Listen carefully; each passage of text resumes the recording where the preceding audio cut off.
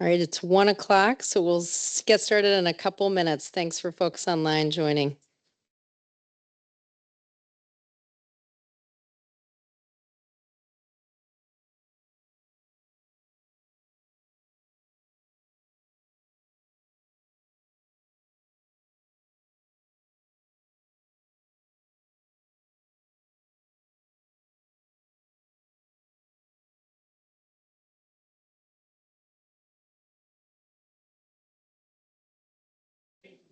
John said that it's not.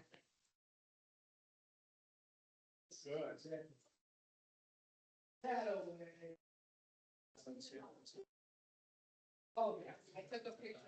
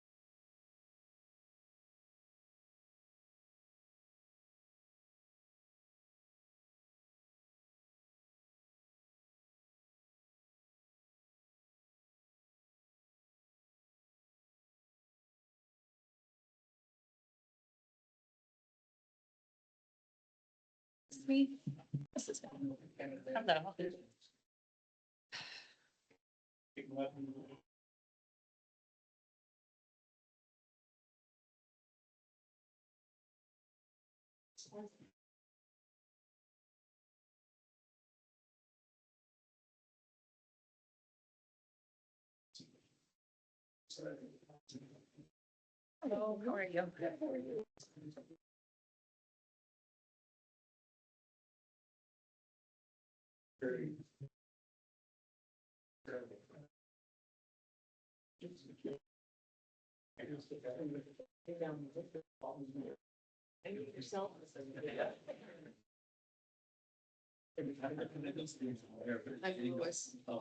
All right, it is 1:03. We will go ahead and get this group started so you can move back out to the beautiful day. Thank you for your continued support and work on supporting the healthcare affordability effort. And we're going to go ahead and get started. So thanks for folks joining online. We have, do we have any task force members online? Andrew, correct? Great. Andrew, welcome. How's your sound? Can you hear me? Yes, we can hear you loud and clear. So we will turn to you and make sure we're kicking questions over your way, but please interrupt us because I know it's hard to participate from afar. Welcome to 2 days away from the end of the legislative session in Minnesota. So I want to again thank a lot of folks who are here also paying attention to the work happening there. We have a very full 3 hours for you. You had a gazillion slides. We're going to do our best to get some really good discussion going. We're not going to plan to kind of read through all of that. So we're looking forward to getting your input. I do want to just note that we have one other member sitting at the table today.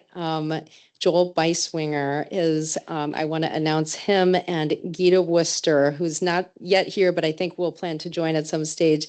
We have announced them as our co-chairs working with us in the Provider and Payer Advisory Task Force. And so we just want to thank them for their willingness to lead and bring their really rich expertise from a broad array of experiences across both the payer and the provider side of this problem.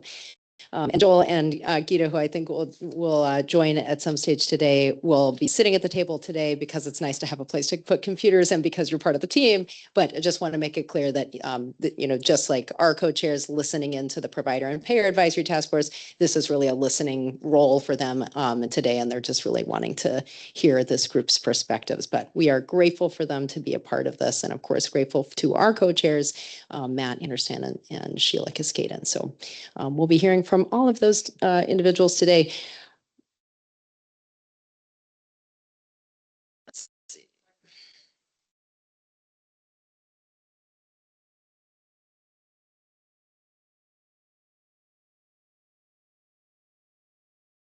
Sure. Yep, let's do a quick round. John, you want to start? Alex. Yes, and please do just because I haven't done my spiel on the microphones, please use the microphones as if there are proper handholds, just so people can hear. Thank you. So thank you for that introduction, Alex. Joel Beiswinger. I am soon to be retired CEO from Astera Health in Wadena, Minnesota. In history, you may recall the name Tri-County Hospital or Tri-County Healthcare. We changed our name and rebranded a few years ago. I have 40 years in the industry, about half of that in the healthcare finance realm, some consulting, and half of that as a CEO, including the last 18 as a CEO at Astera Health. So I'm glad to be here. Happy to help. Thank you. John Naylor. I work with Joel as an advisor to the Headwaters Network in Minnesota.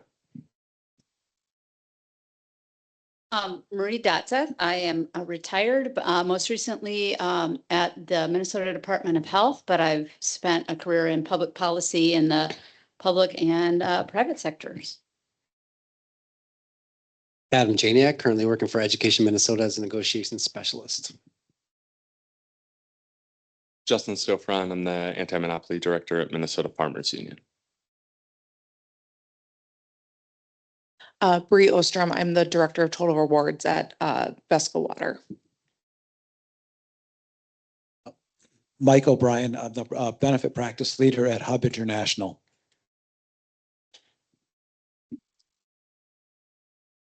Hi, I'm Lois Stevens, and I retired 40 years of experience in healthcare. Most recently at Blue Cross Blue Shield of Minnesota, doing lots of this kind of work. And I spent some time doing consulting as well with a variety of both payer and provider organizations. Hi, Olivia Brandt, pharmacist by background. So been doing this about 20 years. Currently, I used to work at Prime Therapeutics, and then currently I work for WTW, a global consulting firm who helps employers grapple with their healthcare costs. And I work with both employers locally, but across the nation in all kinds of industries. And surprisingly, we all have the same issues and problems. I am Sheila Maroney. I'm the executive director for the Patient Revolution, which its name doesn't do it justice. We're a global movement for careful and kind care for all stakeholders. I come to that work from about 15 years at HCMC, Hennepin Healthcare, as the patient experience leader. And then a few years, I say I got my virtual PhD in health policy working for Dave Dernberger before that.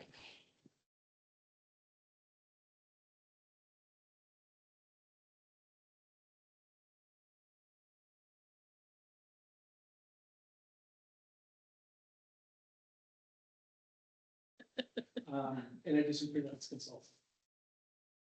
Hi, I'm Sheila Cascade. I'm now introducing myself as a community elder for engagement public policy. Sheila, thank you for the idea. I appreciate having this group get to introduce themselves. And of course, Gita Wester, thank you for also joining us. You missed our thank you, but for joining us as a co-chair of the Provider and Payer Advisory Task Force. So thank you for joining for today. And thank you to this group for diving in with us. Today, yeah. Oh, gosh, thank you. Andrew, please introduce yourself. Oh, Andrew Knox. I'm an attorney and lobbyist with legal aid, specifically in healthcare.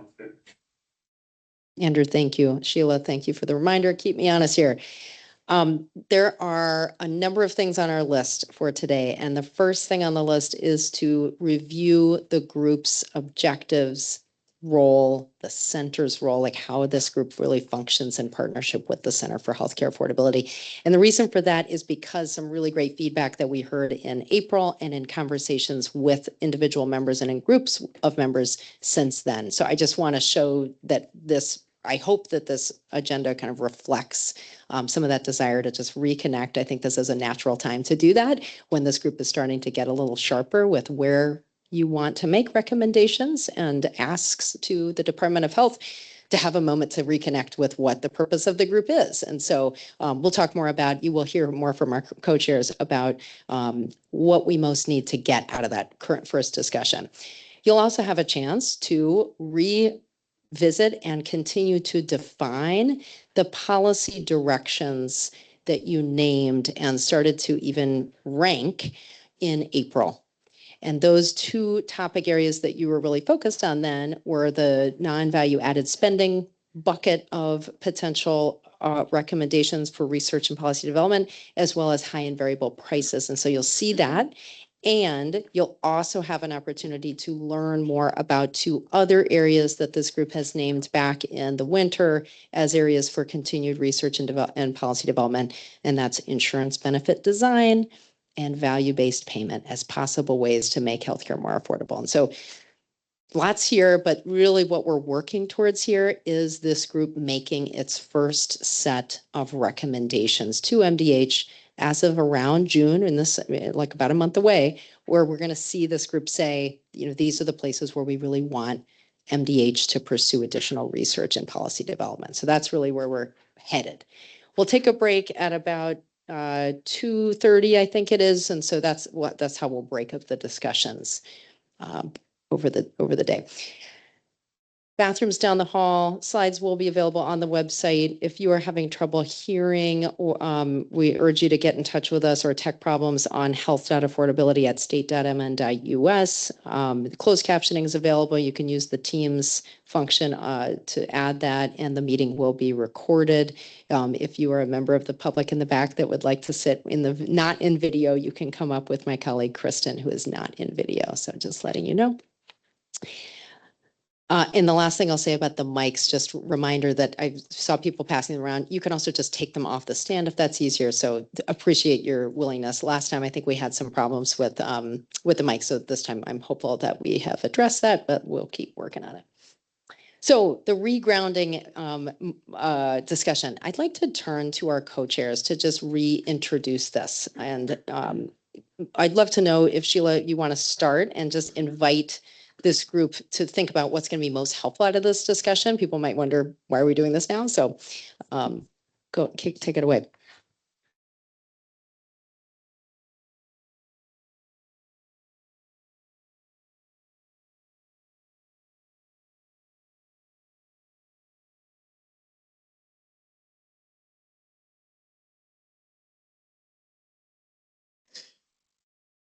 Is it on now? Now it's on. Okay.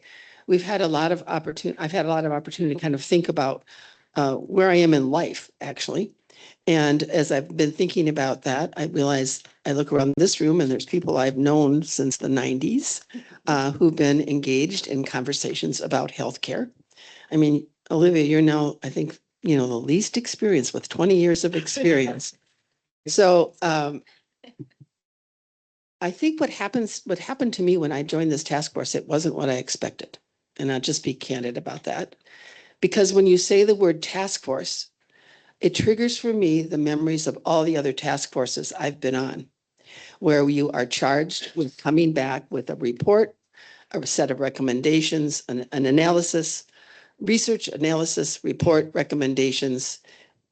Thank you very much, you're done. And most of the time, those reports don't get fully implemented.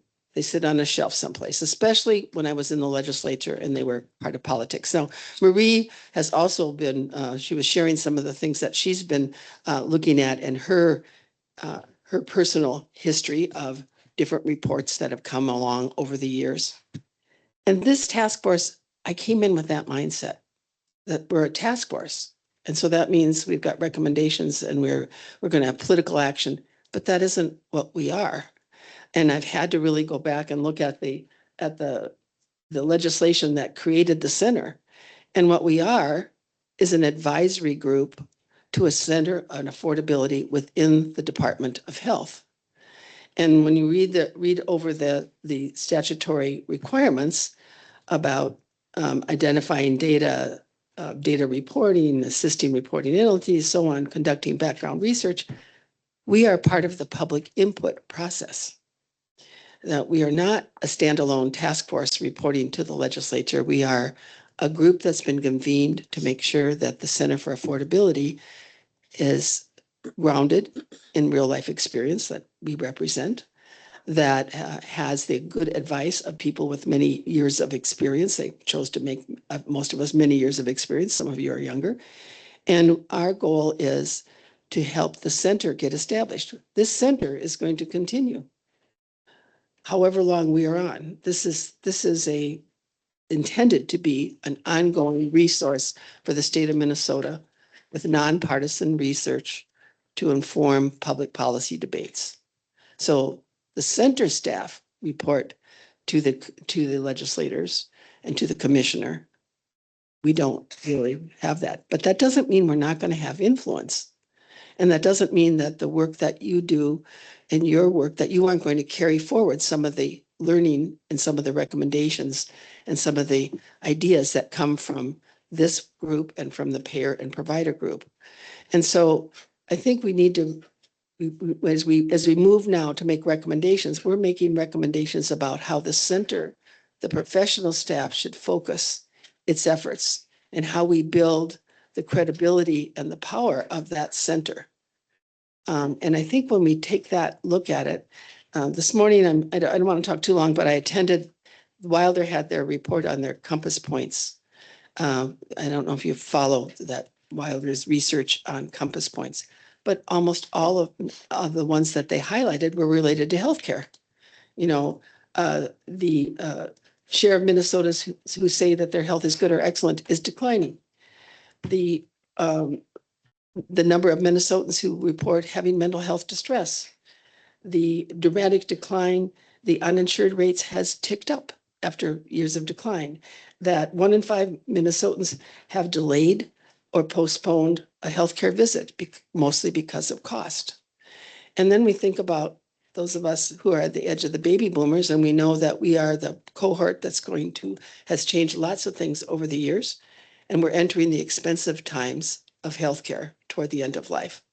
So we've got a lot on our plate, and those of us who've spent years thinking about healthcare and worrying about it, we kind of come to this like, we want to see the change happen, and we want to make a difference.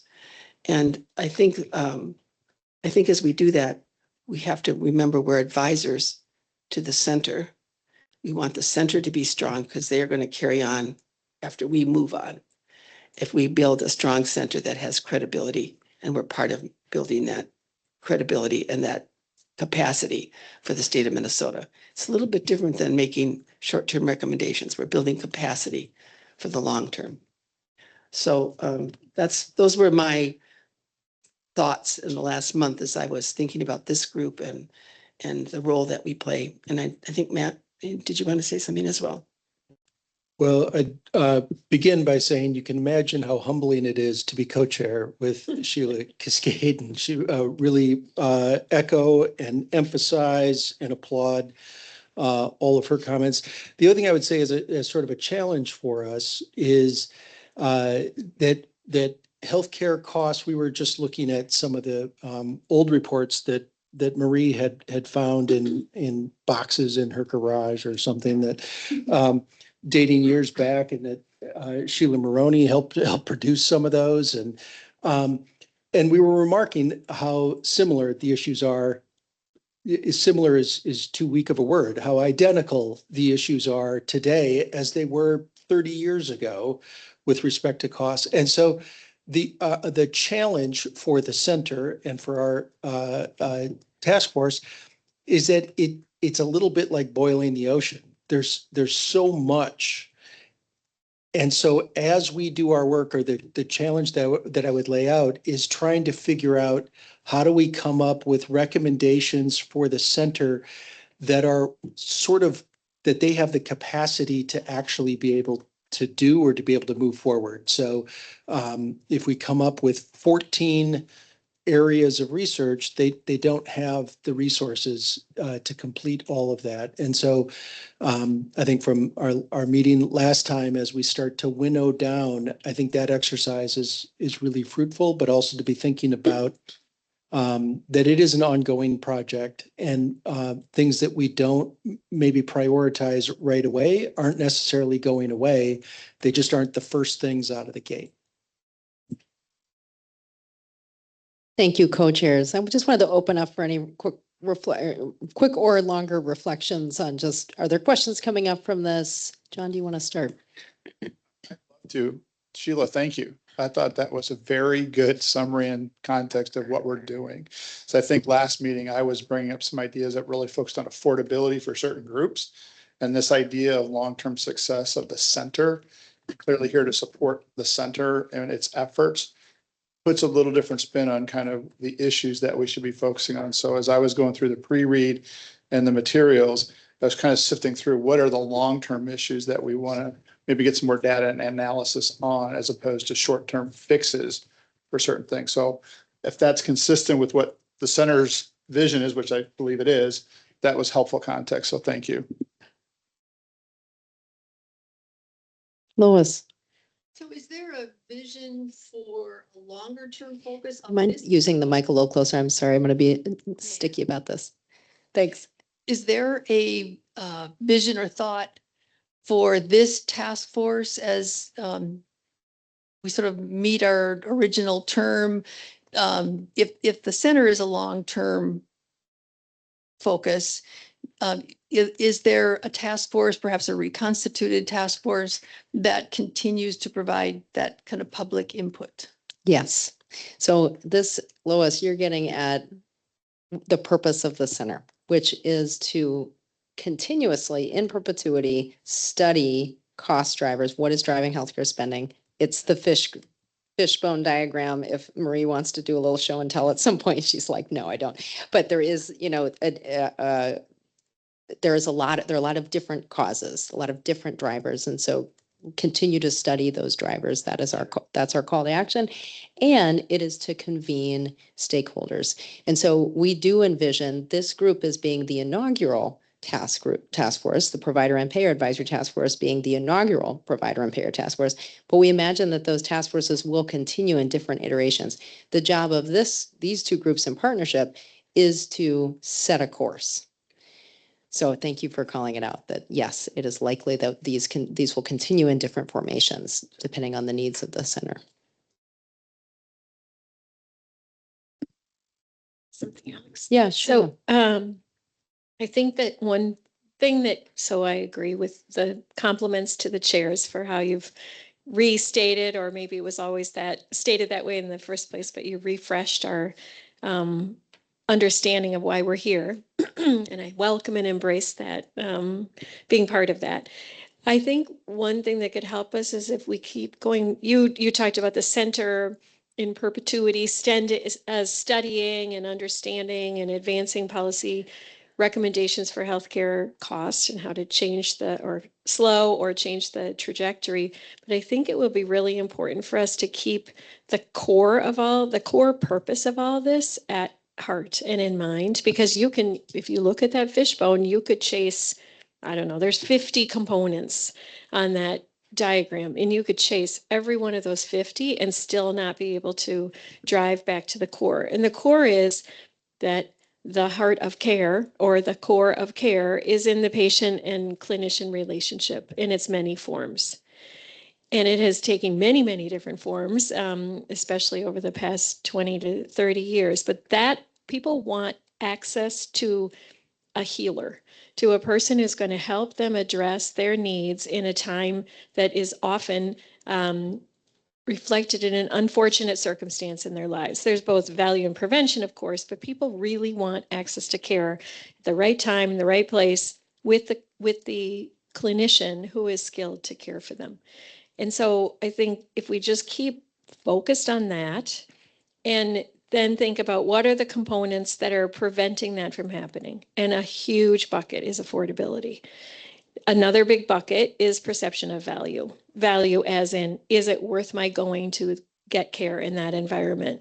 Not even financially, but experientially and from an outcome standpoint. But I think because this is about healthcare affordability, if you just keep focusing long-term, and if we keep focusing short-term on what is it that we're driving towards? We're trying to make sure that we're operating in an environment in which people can get access to the care that they want and need at the time they want it and need it from the right person and the right environment.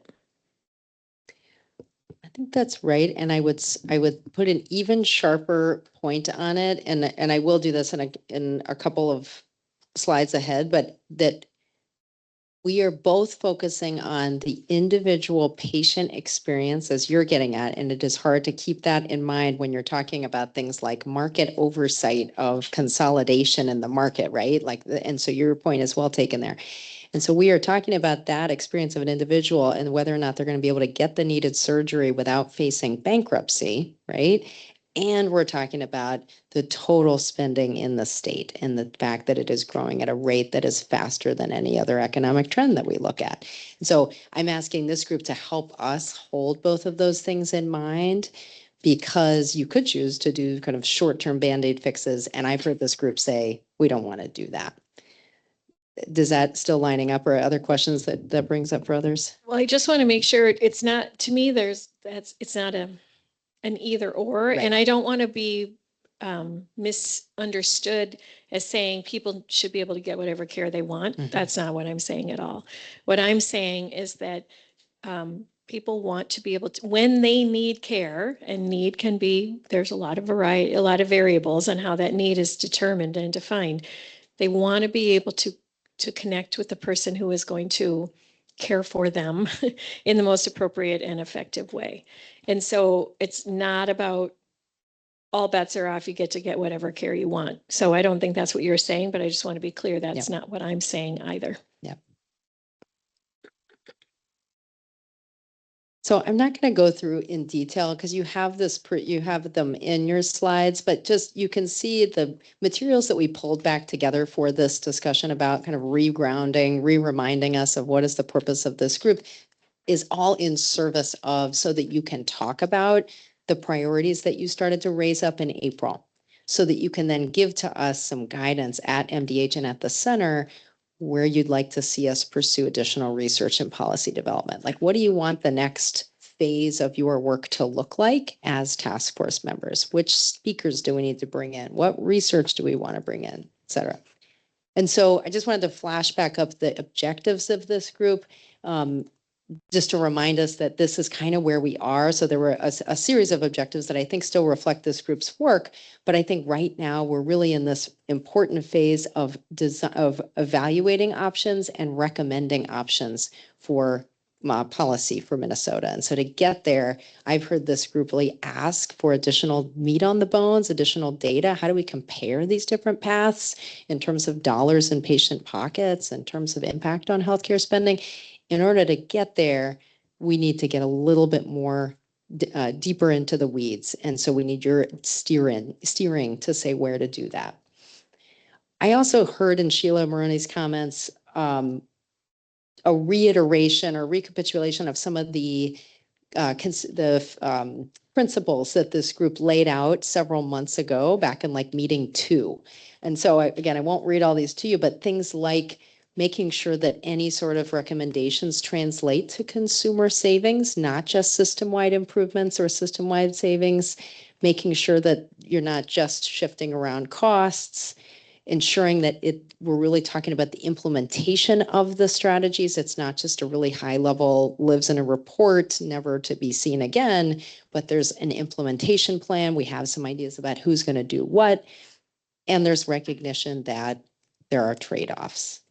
You also have come back to the issues around prevention, investing in longer term strategies like primary care, that those shouldn't be off the table, even though you are interested in sort of actionable recommendations. You've also named the fact that healthcare is changing. Here we are 2 days away from the end of the legislative session. There will be, changes afoot as a result of just that, but also other trends like AI. The short and long-term effects. That is kind of the thing that I keep hearing. So I just wanted to name that this has been a long-term theme. It's very natural at this moment where we're asking you to give us recommendations, to just want to come back to those and make sure that they are still reflective of the group's thinking. We added a couple of others that just based on emerging questions that have come up. And I really want to focus on the second bullet. It's the question has come up about duplication.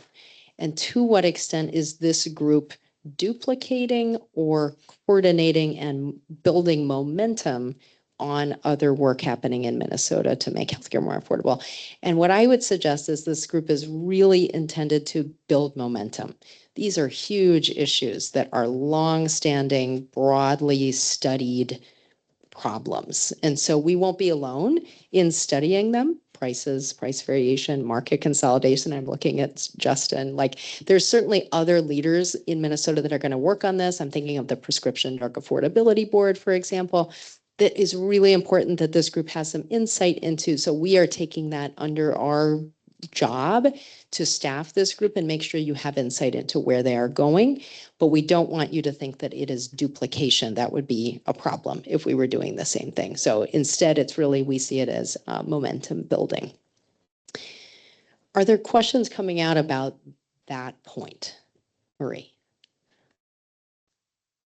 So I really appreciate Sheila Cascaden's reframing on kind of or amplification of the purpose of our group is to help the center succeed, to help it get established and to help it succeed. And when I think about it in that framework, it calls on a nuance, I think, in our shift from being a little bit more strategic, a little less technical. So I think of things about even that first bullet point there, the task force's role is to identify actionable recommendations. Actually, our role is to identify work that the center can do so that it can be established and so that it can be successful. It also calls into question, what does success look like for the center? I mean, kind of that vision question again, but for the center. And it's slightly different than the purpose of the center. I mean, at the conclusion of our term in 2 years, we will be successful if the center is established. What does that look like? The center has conducted some effective work. What does that look like? And so I think if it's our recommendation for this, how the center does its work, that's a slightly different focus on the objectives, the principles, the considerations for future work. If it's from the frame, I mean, those are for the center, yes, but for this task force, our role in advising the center and helping it become established, effective, and successful requires us to define a few of those things. I think that's true. I hear your question, and I'm thinking two things about it. One is I still think that these core objectives of this task force stand. So I'm not suggesting that, even Sheila, I think, did a really nice job of just clarifying, we're setting the center up, we're setting a course, we are advising the center, but I don't think it's kind of a board for the center to, like, think about which staff to hire and things like that. I don't quite think that's what you're saying either, Marie, but like, I want us to really come back to the charter. These are all in the charter. We thought about reprinting it all up, but you all have this and it's online to help us bring a really clear-eyed look from a wide variety of perspectives to these issues of cost trends, cost drivers, what are the options other states are trying, what might Minnesota consider. So I see that still as being core to this group's work. And yes, it is advice to the center, but I see it as a little bit different than sort of helping establish the center's vision. The place where I think we can focus on to say, what is that shared vision? Like, how will we know we are being successful in supporting the center? Is helping clarify for us, this is how we've talked about what is success. We talk about these North Stars, making sure we are seeing Minnesota's healthcare spending grow at a slower rate and making sure that fewer Minnesotans over time are going to report foregoing care to cost. Those are the two metrics that we continue to come back to. And so in order to get us there, we need this group to help us do those core objectives to help, continue focusing on these two North Stars. Sheila. Would you go back a couple slides to let's see, the one, keep going there. So I want to make sure that I haven't caused more confusion. I think the knowledge that sits around this table and the table of the provider and payers can provide the strategic direction that the center needs to look at what really will work, what's really worth pursuing. And as much as I think the department has hired great staff and has great consultants, we represent the field. We represent the people who are in the field doing the work. We represent the patients out in the communities. We represent the needs of our communities in ways that, no offense, a professional staff within a Department of Health can't know and access. And they could, I mean, we haven't talked about this, but an option would be go out and do stakeholder engagement. But that's always short term. What they have here that they put together is knowledgeable stakeholders with years of experience who are still in community, who can advise directly on the rightness of the direction and what's going to make the biggest difference and what's most important to us as Minnesotans and what we value. And we have those North Stars, but really, so recommend actionable solutions is like, we really think this will work and we really want you to delve deeply into how would we make this work in Minnesota? What would, your experience says this is where we should focus. And then that directs the staff to dive deeper and hopefully gets the administration to be advocates for what we all said was the most promising approach to achieving that North Star. And I don't want to talk about myself too much, but really I've been away from healthcare for 20 years, healthcare policy, except for at the county level where you're trying to implement whatever the legislature tells you have to do. But I still experience healthcare and I watch the privatization of healthcare delivery system and the focus away from the patient and to the profitability. Just last night, I was at an event where someone who works for the world famous was talking to me about why they've left, and because they feel like they were asked all the time, how is your unit producing revenue, instead of what are the outcomes you're getting for patients?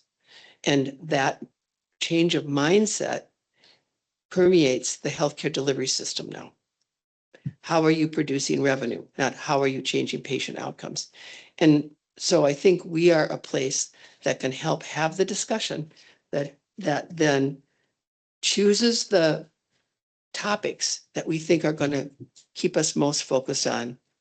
How do we improve patient outcomes? How do we have a good experience when we're patients? Not just how do we have a good return on our investments? Co-chairs, do you feel it would be helpful to have this group look through some of the data points behind those North Stars? Because I recognize this group has already seen them, and I don't want to take too much time for this discussion, maybe another 5 minutes, but do you feel it'd be helpful to look at some of that, or should we move ahead to the policy discussion?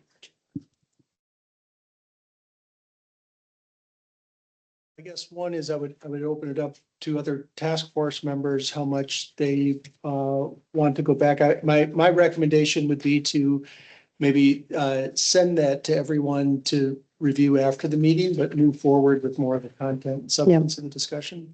I'm more than happy to have other people say, no, I really want to go back to the data.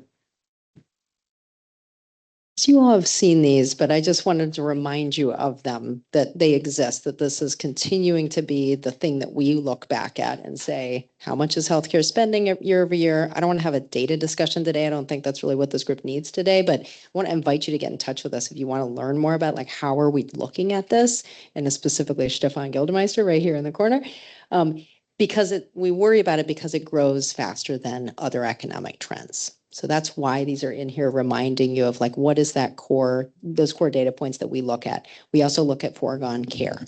So how many people, as many as a quarter in Minnesota, are reporting they are not getting the care they need because of cost? And we can break that down in different ways. And so I just want to remind you that those are the kinds of things that we look at when we talk about affordability. The fact that people with private insurance, even with a plan through your employer, are still skipping care because of cost.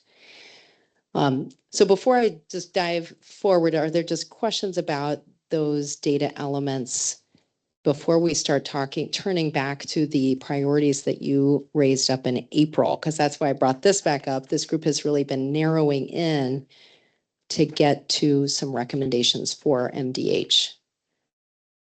Yeah, Lois. Yeah, I just wanted to say that I found the discussions or the graphs on the foregone care to be pretty useful and informative. I mean, we can obviously track care that is utilized and the costs associated with that utilization, but to realize and recognize that, as you say, even with employer-sponsored health insurance, people find the barriers too great to seek the care that they probably need and would forego it in the hopes it goes away or resolves itself or something. Yeah, no, I thought that was, and I haven't really thought much about the quantification of the foregone care. Sure. I know this chart exists out there. Stefan, you've created it many different ways, and maybe it's a couple, but Sheila, can you use your mic? Sorry. Thanks. I'm not even typing into it. I'm sorry.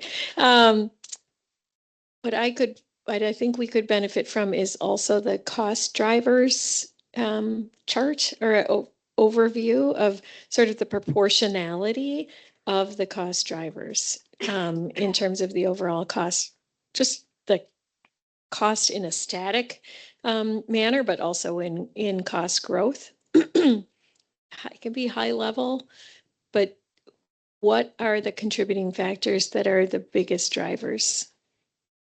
Yep.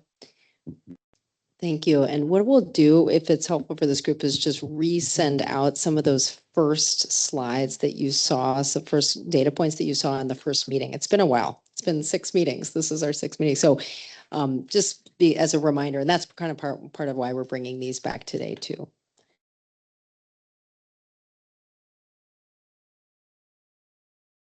Thank you for just having a discussion a little bit about this, but I mostly want to turn over to Julie, I think, unless there's other questions about purpose, direction.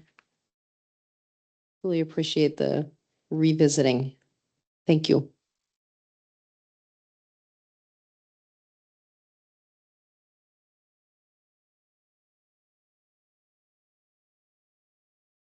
All right. Yeah, I appreciate that discussion too. Sort of revisiting and re-grounding, I think, has been really helpful. The next thing that we want to do is to, speaking of revisiting, go back to the conversation that we had in April, where we were talking about and doing some live polling of potential priorities just to get a sense of like, where's the momentum and the interest in this group. So we want to continue that conversation.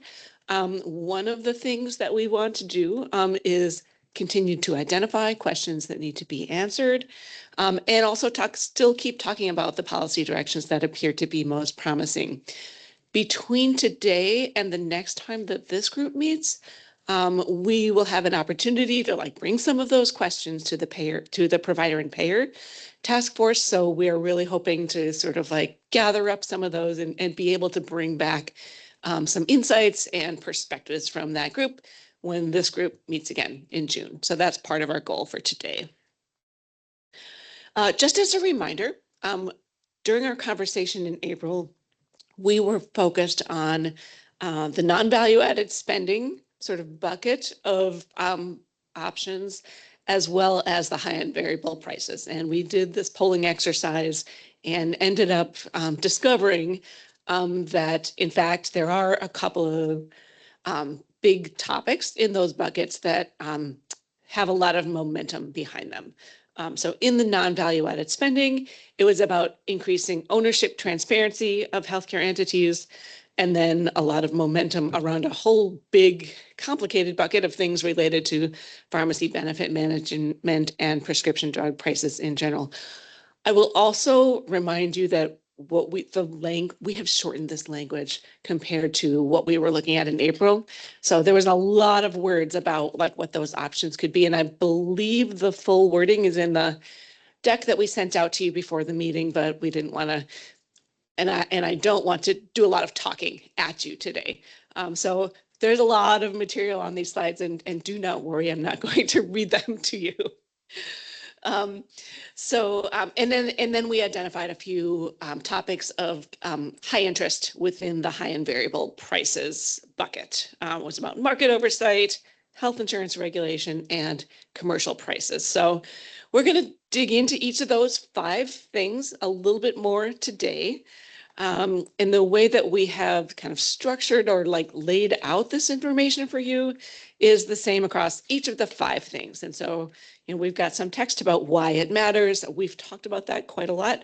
Happy to like have that as part of when we get to our discussion, talk about the why it matters.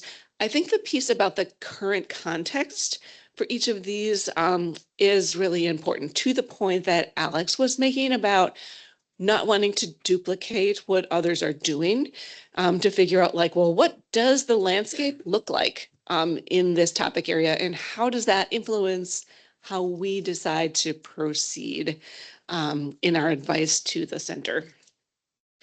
So for the ownership transparency. Julie, can I just have Yeah.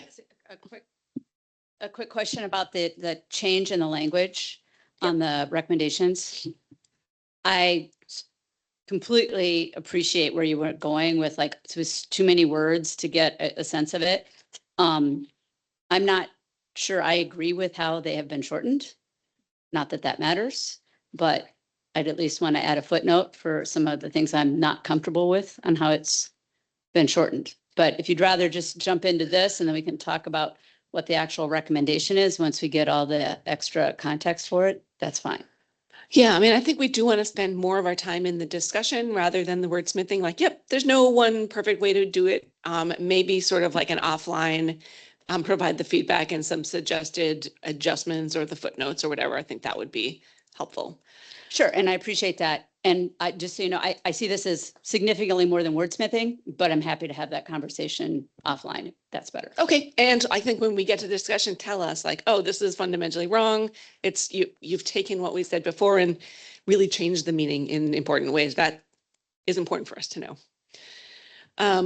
So in the ownership transparency, the current context is that, you know, there's been a lot of conversation about this at the legislature.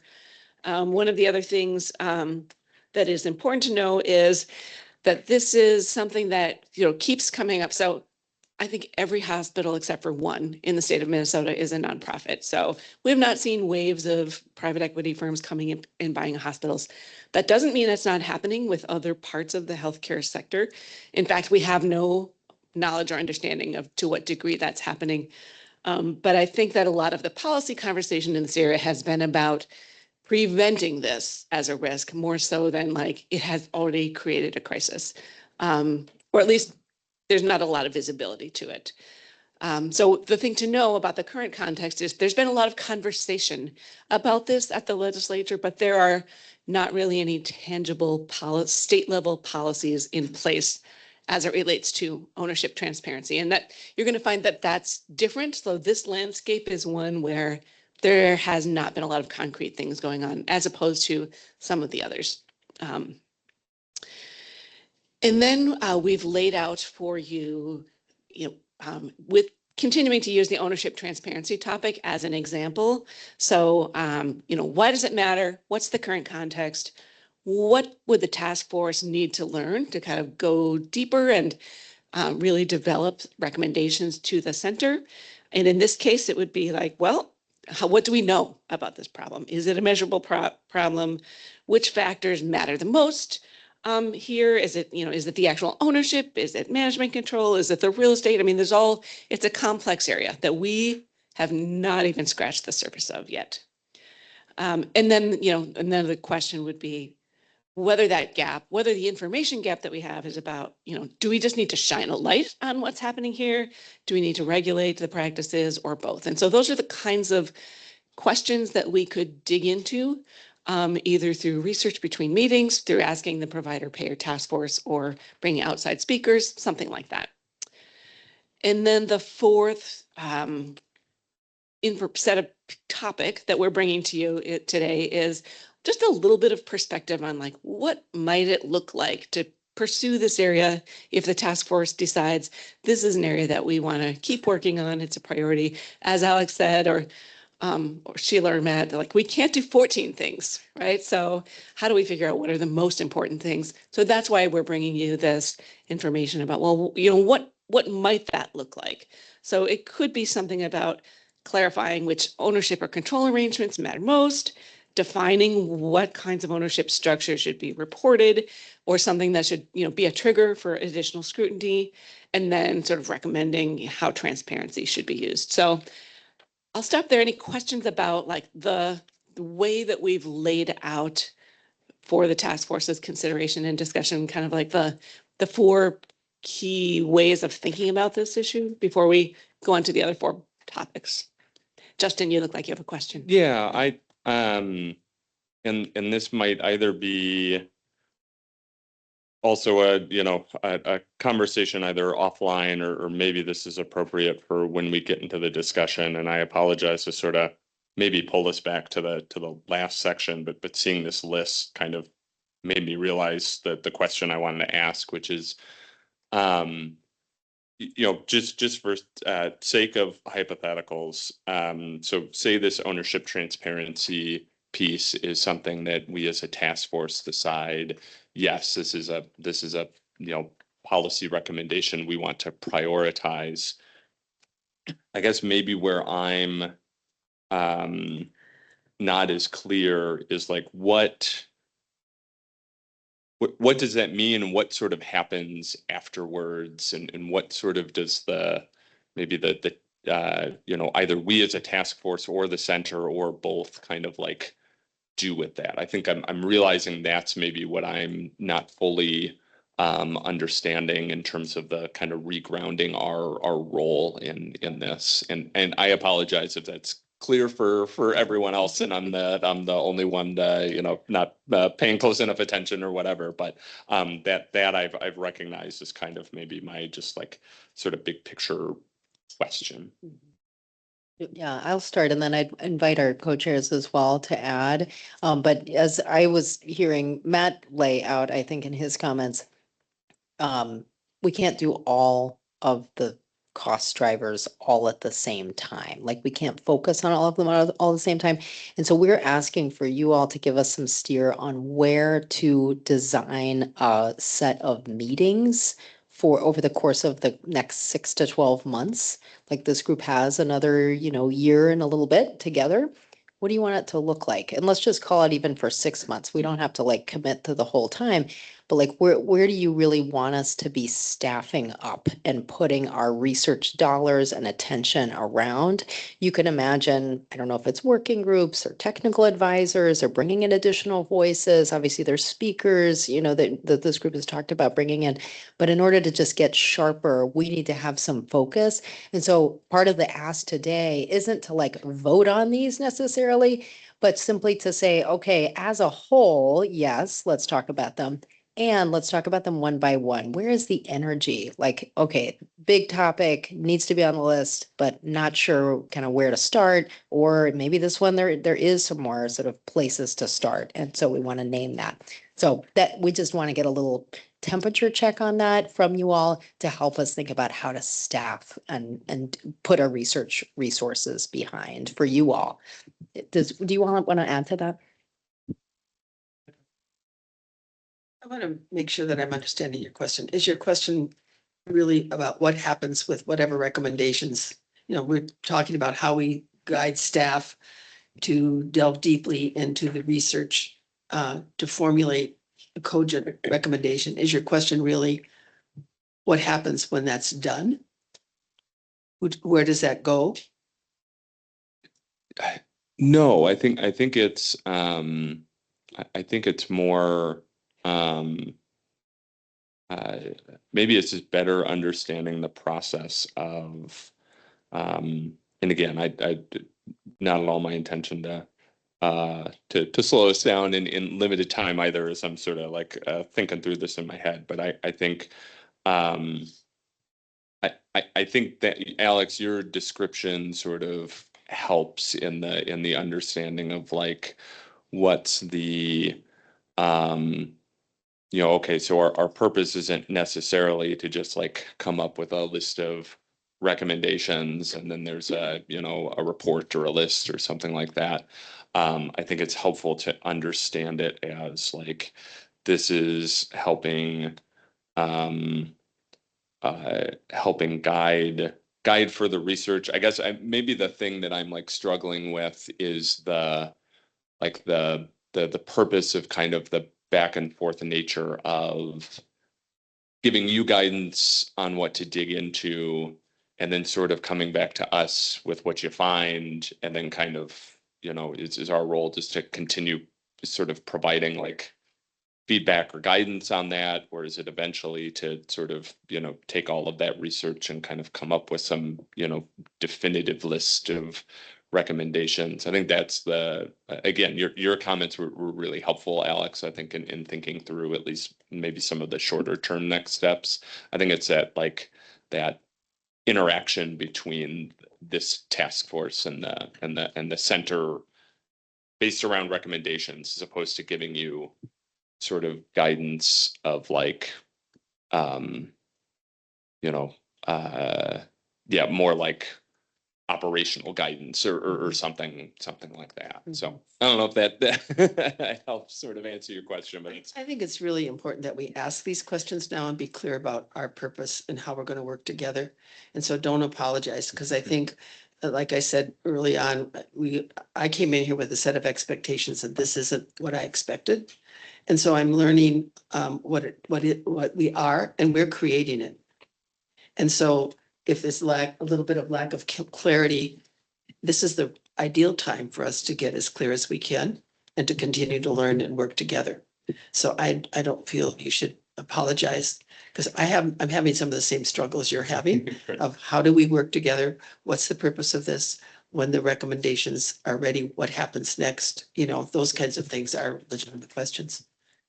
Sheila's here yeah, we have Sheila and Mike, and I want to just make sure to really get nuts and bolts for a minute too, and just say, these recommendations are going to live in a letter from your co-chairs to the department and to the Center for Healthcare Affordability to say, please do this research, focus on these things. And so that's part of the reason that we're having this discussion today, is so that we can really fill that out and help characterize that. But do you want to maybe start with Sheila then, Mike? Or sorry, I'm like doing this. Mike, you haven't talked yet. Go ahead. Sure. I just wanted to circle back to the in and not reacting to sound bites. When I looked at the bullets here earlier, my recollection was maybe in March, we talked about the fact that we had data, and maybe it was national data versus state, that demonstrated that private equity ownership cost 8% more. And primary health care within a system owned was 10% more. I mean, those numbers stick in my mind. That maybe it was background reading, for which, by the way, I don't do a ton of. So it feels like it was part of the conversation that led us to tackling this theme with his ownership. And so I can find where I sourced, but if that's true, I just would want to see us get a little more granular on, we know it's measurable. And so what data do we need? Is it national and we want to study it in Minnesota? Because again, my recollection was we had objective data somewhere that led to us getting to this being an example of where we wanted to go. And thanks for the reminder. So like we did, so I don't remember the 8 and 10% specifically, but thanks. We obviously did try to bring you like, well, here's some of the data that we have. Like, I don't think we have state level information on ownership transparency, but I think it would be wise for us to go back and think, yes, what data have we already brought you on this topic? And then, so as, you know, as we're thinking about like, what's the right sequencing of like tackling these things, knowing that we can't do it all at once, another place to start would be, yes, what have we already brought you? What else do we already know that we can bring forward that we haven't brought yet? And then, you know, like, what are some of the unanswered questions and how would we go about answering those? Yeah. And I would also say to Justin, yeah, do not apologize for asking questions. If you have the question, someone else has the question. So I want to, yes. Oh, sorry, Sheila. In the spirit of questioning, I have two things on this topic of choosing or knowing that it even has a higher weight now, knowing that this is going to be in a letter from us to you, really adds some heft to our conversation here and to the appropriateness of what we say. So I really liked what you said, Sheila, where you quote was, our job is to advise on the rightness of the direction. And I feel like the process we've used so far is that we're defining the direction versus you coming to us to say, here are the 7 things that we think should be on the priority list. And we're going to give you the data and the analysis that weights them against each other. And here's how we're prioritizing them. Here's why we're prioritizing them this way. You prioritizing them this way. How do you react to that? What else are we missing?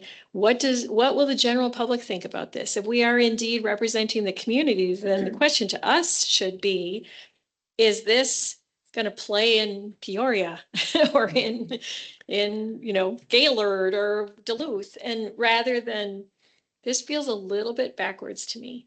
I feel incredibly passionate about the negative impact of private equity, for sure. So I'd pick this. If you asked me to vote based on my own personal preference, I would say for sure this should be a priority. But that doesn't really feel like enough of a basis upon which to sign a letter and say, this is what we think the center should work on. And you hinted at it a little bit in that you suggested that there's not a lot going on this topic right now, or there are some things, but it might not be robust. That's enough of a reason, I think, to recommend that the center embrace this one as a topic for focus. But that little sort of nugget of insight is the kind of thing that I would hope for more of. And I also want to make sure, and I know this might be considered wordsmithing, but I think that the question was about ownership. And this has been reduced to private equity. And I think there's a broader question about ownership in play. Well, on the front page of the paper every single day right now in Minnesota about ownership in general and its impact on healthcare in our state. So I would rather broaden it back to the word ownership and not reduce it only to private equity. That's a good point. And Maria, is that the same point that you were going to make earlier about sort of the wording changes? Okay. Okay. That was a good one. Lois, and then I wanted to ask Alex if you wanted to respond to this question about like the responding to direction versus defining direction.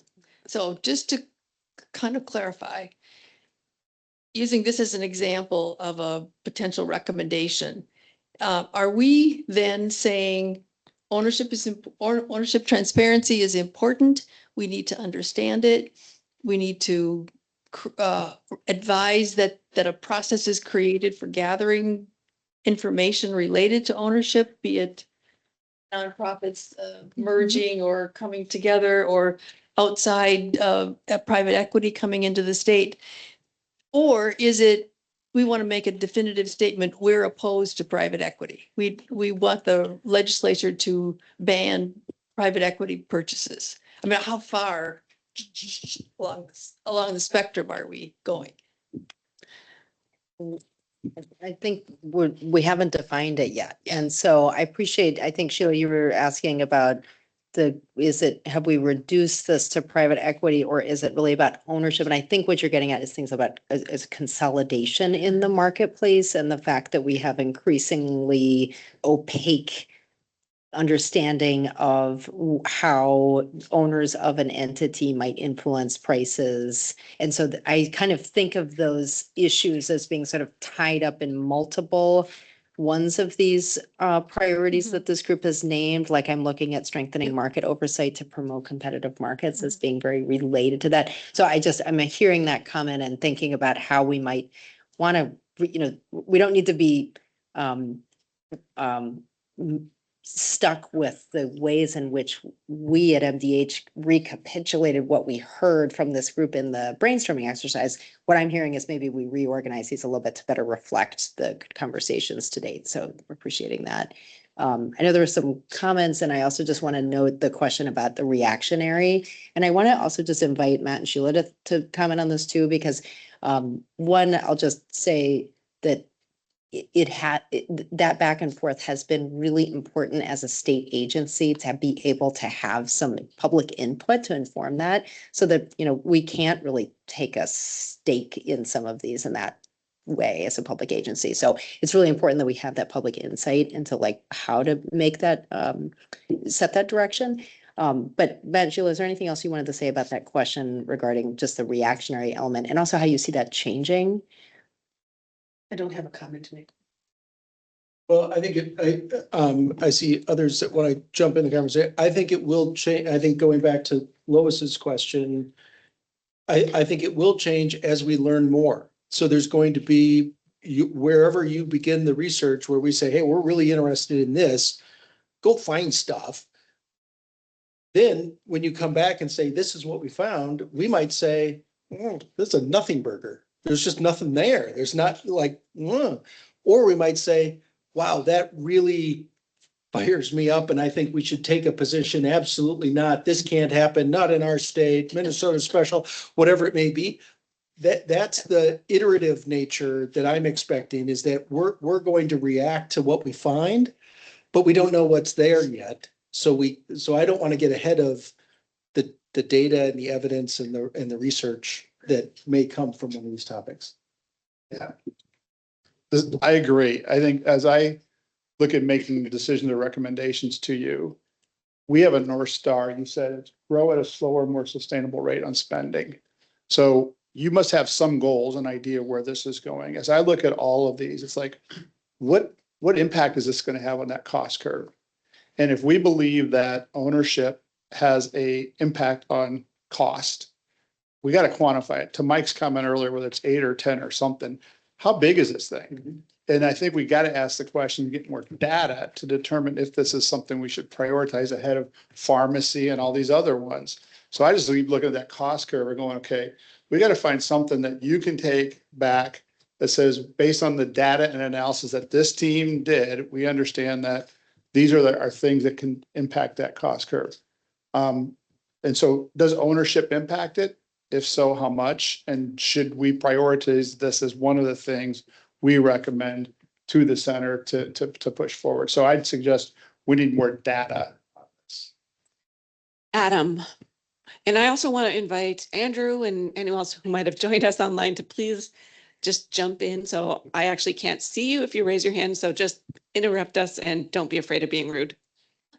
Yeah, the thing I'd like to add on ownership, and it adds on to the need for data. And I think it's more about preparation. When you have the opportunity for private equity stakes, for private ownership, for the system that we have, that opportunity gives the chance, and we know this is America, there is a good chance that someone's going to take advantage of it. Someone's going to reap profits that are ridiculous. And so we should be prepared on a number of fronts. One, looking at other states and where something has gone wrong, right? There are some states where there are no hospitals that are owned privately at all. There are other states that are in a completely different situation and they are struggling and sinking fast. Like, we should be prepared before that happens, and the data can show us as it's happening, or we want to do something before, we want to do something reactionary. The unfortunate thing is a lot of what we try to solve is after the problem gets so bad that now we're all, it was kind of bad, then it got really bad. Well, now it's so bad, now we're going to try to react. That's a tough place to actually do things that are beneficial and to control, like the word control costs or limit costs. That's out of our control. Then we are just trying to figure out a way forward. So that data and expanding it to not only what is coming, what is here, and what we don't want to ever occur, right? We should understand that when opportunity is there, like there's a chance it's going to happen, and it's probably a pretty good chance. Great, Marie, and then I think we'll move on just to make sure we get to cover all of the topics. Yes. Oh, yeah, okay, I'm sorry. Marie and Olivia. No, Olivia. I'm just gonna add, as I'm hearing and listening, I think it's prioritizing exactly what you said. Is this a now problem? Or is this protective, mitigating our risk, right? Of this could come and hit us. And I agree, it's better to get out ahead of a problem, but if we're looking at 6 different problems and one is impacting our pockets today versus a hypothetical, seeing it could come in a year or two, like where do we have the data, but we also have to, I think, prioritize from a timing perspective. Like, do we want to make real impact on something occurring like currently versus kind of getting out ahead? Like, I think that's just for us to think about as we prioritize. Thanks. And then Marie. Yeah, so quickly, I sorry to jump in here too, but this gets to my point about some of the wording changes that are significant as far as I'm concerned. And I think what it comes down to in this conversation makes me think of is that we've identified these problem areas, but the rewording and what we've gotten into is actually some suggested solutions before we've had a chance. And it's not just data on I mean, we could find all the data about how private equities siphoned off this and that and that and this. And then we hear from 10 rural hospitals that say, okay, here's your deal. Either I get an investor or I go out of business. That's a whole different kind of a problem that data is not going to tell us. So these are really important problem areas. We can have some things in our heads about how we might want to get solutions, but I don't think that we've looked at anything well enough to say from the problem areas, that's a solution that we would select quite yet.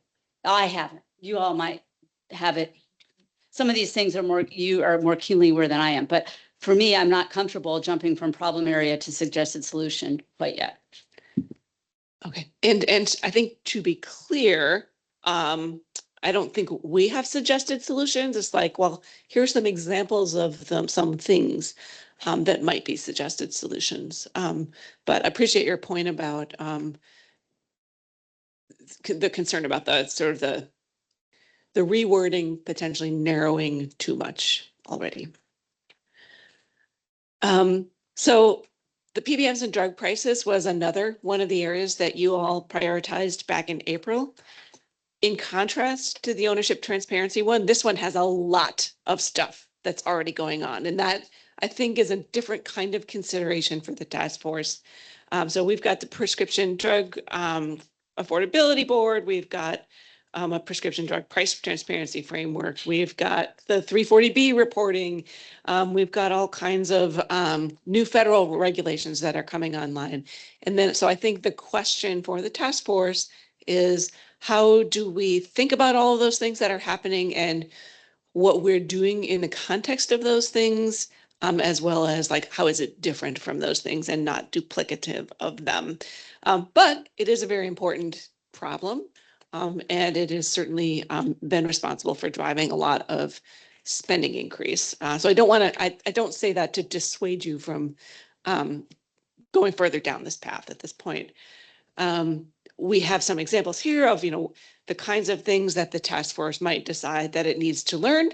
If this is one of the things that we're going to be working on sort of in the next several months, and what pursuing this area could look like. And like I said, I don't want to read all the words on these slides to you, so I'm going to assume that we all have read them, and then we can have a conversation about them. So I think with those two examples of kind of the why does it matter? What's the current context? What's going on?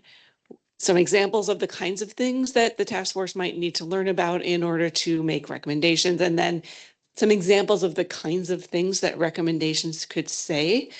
I think let's just sort of have that bigger discussion across the 5 areas, and feel free to call out any one of the 5. At this point, I don't think we aren't going to go through every single slide individually. But think about, what additional questions do you have about the task force's role or direction as it relates to these areas? And you've already asked some very good ones. What are some of the things that you want to know, or what do you want to hear from the provider and payer task force about their perspective on these issues? And are there other considerations that we haven't listed that we should take into account as we plan how to move forward with the next phases of the task force's work? Mike. Well, I'm struck by the conversation around ownership. And I would love to hear from the providers, provider task force. From a provider perspective, tell us a little bit about the challenges and opportunities of different ownership structures. Because we focus a lot on, say, private equity, but Sanford's coming in to purchase North Memorial, and there's other things like that. They're not private equity. There's a lot of that happening, and I think sometimes it's a question of, well, we're out of business or we're merged, and those are the things I don't understand. I have my perceptions, but I know that they're not necessarily accurate.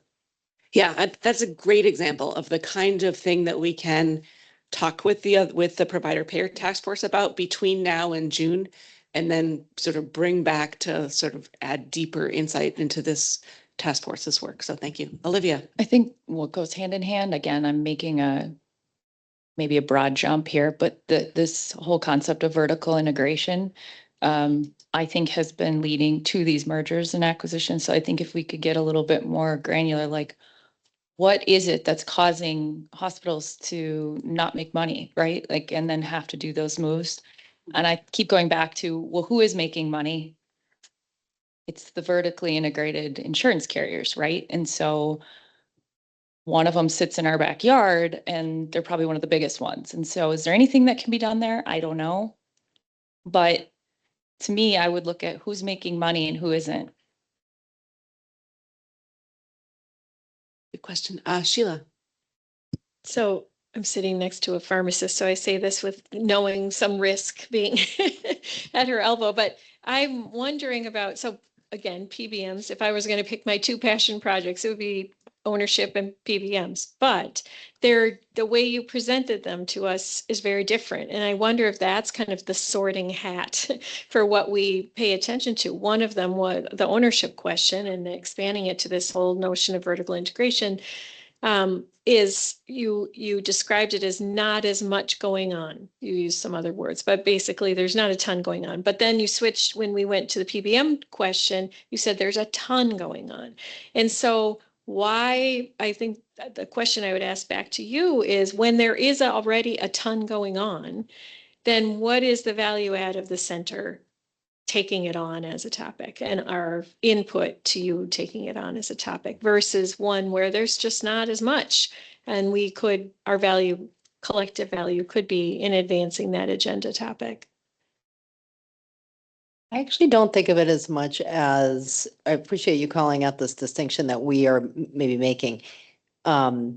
I don't think of it as there's so much going on or there's not so much going on, and therefore that's the white space for the center. I can see why that might be and maybe there's instances of that. But as I think about the examples we're talking about, the ownership transparency discussion has been in the works at the legislature for the last couple of years. Many, many states are taking action on a safeguarding, like putting in place safeguards, even though they might not have a lot of insight into like who is coming into our marketplace and making it not work for consumers. So I don't think of it as much as, where's the white space? I think of it more as how much would this group need to learn to really be able to intelligently weigh in because there's so much happening or not.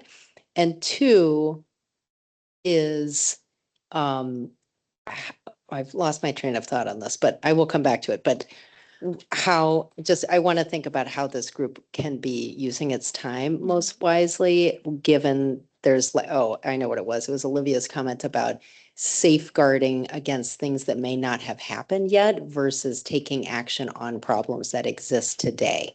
So that to me is a distinction that I think is important here. So for example, we know price variation and very significant, charging 300% of Medicare, 400% of Medicare for the same services. We know that is a problem today. It is exacerbated by entrance to the marketplace, but by corporate entrance to the marketplace, and states are taking action to prevent that. But I see that as slightly different in that you're kind of solving for a problem for today. That would be the price trajectory versus looking at a protective set of protective measures that the state needs to have in place. Co-chairs, do you want to add to that? I will just also from my seat, I don't know if there's a lot already happening in the PBM space. I know you say that. I would counter, I don't think anything has dramatically changed. And even the FTC settlements and Optum just came out with their, again, somebody said nothing burger, right? Like they're going to be now more transparent, but when you look under the hood, nothing has changed. And I think that's where we have this meaningful spot to really try to shape, if they have to make changes, well, what would that be in our ideal state? So I looked at that and I said, well, maybe on paper, it looks like there's a lot going on, but I would say from where I sit in the end user, like there's not a lot going on. Yeah, I don't know anything really about what's happening in that pharmacy benefit area, but one of the things that occurs to me is that just as we've had to look at what's our charge, we don't know what their charge has been and what the scope of their study is going to be. And it may be that the scope is not as complete as we think it should be because of how the politics went together to put the charge forward. Because we know when it goes through the legislature, the parties affected are watching and can change little words here and there that completely change the outcome. So it may be that there's something happening. There is the task force meeting, but they may not be taking a full scope look at the question. They may have their focus may be fairly narrow. And so therefore, looking at what's happening, we still may want to look at it and say, oh, well, that's fine, or that's not fine. And there's more to be looked at. So that's a place where we can have some value into the existing processes and just say, well, hands off because somebody's looking at it. Yes, that's a really good point. I mean, there's even if there is a lot if there is a lot happening, and I'm not saying that you're wrong, Olivia, because you know more than I do in this topic area, that doesn't mean that there couldn't still be a role for this group to say, but here are the gaps, and here's what's happening seems to be working or not working. But I think what we're trying to lay out for you all today is just getting a sense of what's out there, the complexity of what it takes to dig into each of these topics, each of which is really complicated on its own, so that we can start to think about what would it look like in terms of how we move forward with this topic. I just want to add one more thing quick, because I see a lot of trends here of like, it's either transparency or regulation, right? Mhm. Is like the kind of pursuing the area. I would ask, could we get one crazy, wild innovative idea in each of these? Because I don't see anything, quote, like innovative, and it could be something that's totally crazy, would never do. But I think it would help expand kind of like the realm of possibility versus kind of limiting it to like, well, this is how it's always been. This is how our current state is, not planning for what could this look like in the future? Like what happens when our clinicians are AI driven and there's less of there's a human in the loop, but it's, you're talking to the AI bot most of the time, right? So I throw out, it would be great to see a wild, crazy, innovative kind of concept in some of these. Mhm. Yeah, and we certainly don't intend to limit you by giving you these examples. We did have a conversation in our April meeting where I think where we found it useful to think about when we were like ranking the 15 or something ideas that were on the list. Sort of some of them are about transparency, some of them are about regulation. So that's kind of where that wording and framing kind of came from. But don't want to dissuade you from also putting other kinds of ideas on the table. So I can't resist. One of the things that we have not move forward on, but I still think would have some merit. It would be to try and look at what's what standard do we think in Minnesota should be set for families' budgets to go toward healthcare? Because having been in those public policy roles where all of this is so complicated, is there some kind of a North Star of what we think no more than X% of a family's budget should go for healthcare? That then becomes a backstop, and that's for all sorts of discussions. It doesn't really drive anything directly, but it gives a place to compare the impact of proposals against that goal. Similarly, I think the state has tried to look at how much of the state's budget should go for healthcare. I don't think they've set a target, but is again going back to the baby boomers reaching the expensive part of the healthcare stream, cost stream. The state's going to be highly challenged to meet those needs. So do we want to talk about, that's another place where we could look, but how do we want to set a state goal? But I think a family budget goal might be an easy thing for a politician to understand in a complex environment. Sheila, thank you for adding that. And I want to go to back to Olivia's comment about sort of innovation. Maybe this isn't quite what you mean, but I think of like Sheila's proposal, and I've heard it from Mike too. I've heard it from a couple of others that like, yes, we can do, and I think it was Laura, she's not here, but I thought she said it really well. We could do all these things, but it's kind of like unsatisfying. Like, what are we really saying kind of as a full, like, how are we really talking about this as a holistic way? And how will we know we're being successful? That's my words, not Laura's, but I just have appreciated that continued question from this group of, yes, we can talk about these particular policy recommendations, but how can we frame this for a wider audience to better understand what we're trying to do? So I feel that there might be some interest there, and I want to just see if are there other people that wanted to comment on this idea of setting a target or asking the center to spend some time offering some target ideas.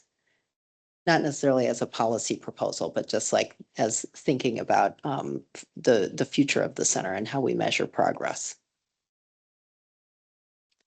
Marie, and then I think we'll go to a break. Right. I mean, to your specific question, Alex, and I love the idea of us trying to set some kind of a target. I think that would be useful. I think if we do that, though, it has to change on both parts of it, right? There's a target for what we'd spend for the value we get out of our healthcare system today. But what if that healthcare system actually produced more value? A healthcare system that can cure diabetes and multiple forms of cancer is just inherently more valuable to us than one that can get us the results that we get today. So that takes a hard problem and makes it even harder. You're welcome. And I don't know, were we supposed to talk about all of these areas and give you our inputs on these right now, or? So we were talking about them as a group. We did spend a lot of time on the first one because we were introducing the concept of like how we put together the information for you today. I would say like, especially your questions that you want us to bring to the provider payer task force are still very, very welcome. You can come up and like, just, tell us about them, or maybe there's an opportunity to provide them by email, or I'm looking at Alex, like maybe even a follow-up to just sort of say, hey, what do you want to know about these folks' perspective on these topic areas? Yes, and I think we also just want to give people a chance to take a break, and maybe we'll reconvene and just make sure we have a good plan for today to make sure we have enough time for feedback and people feel like there's. Okay, because I really want to, please do not, I do want to go on the record in saying that the strength in health insurance regulation jumped from a topic area to an actual solution. And it is one that I am not at all comfortable forwarding. If y'all can outvote me or whatever and take that to the provider payer task force. And especially I'm not comfortable yet. It might very well be where we end up, but we have not heard from the Department of Commerce on this. Nobody has ever made the case for what exactly that is the problem that we be even trying to fix. Like, where are those weaknesses right now? What is it that we try to fix? Where's the excess cost? I mean, we could say, yeah, premiums can't rise more than X, but if the costs have actually gone up more than that, then all we'll succeed in doing is driving insurance companies out of the state. So, that's an unintended outcome. Anyway, and then, similarly on regulating commercial prices, there is something maybe there, that tagline doesn't actually reflect what's kind of in the slide. That's a little bit better, but we had that conversation last time about, look, we just recently repealed growth limits and we've gone through that exercise. So what is it we're talking about doing differently this time? So that's my 2 comments.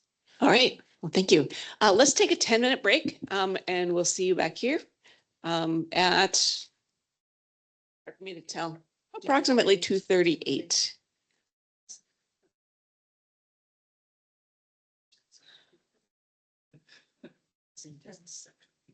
They have this new AI app. It's called Granola, and you How does that work? You put it and it listens to everything. For you. She's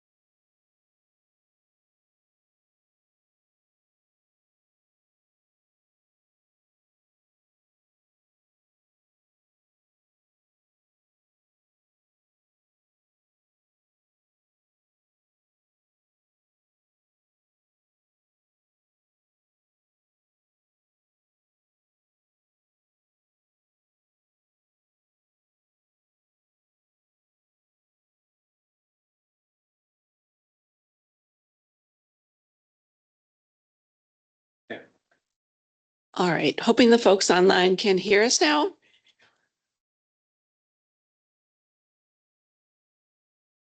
Yes, we can hear you. Thanks. Excellent, thank you.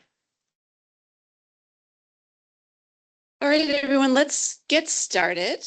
Again, thanks for your attention. I think that we would like to spend a little bit of time just continuing the last conversation that we were having. So we were talking about, what kind of perspective would you like to get from the provider and payer task force?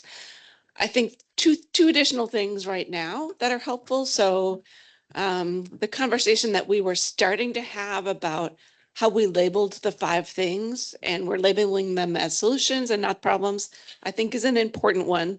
So just want to make sure the floor is open for people to express their thoughts about that, as well as in addition to what perspective you want from other people, what is your perspective on these 5 things that, that we should be thinking about over the next month as we start to think about what that letter from the co-chairs to the department is going to look like in June. Just be sure everyone's on the same page. Literally the page, the slide 22 in our packet has the 5 things, right? Just to make sure we're all correct. Yes. Mike. Did we have some conversation about how we can use the task force to educate legislators?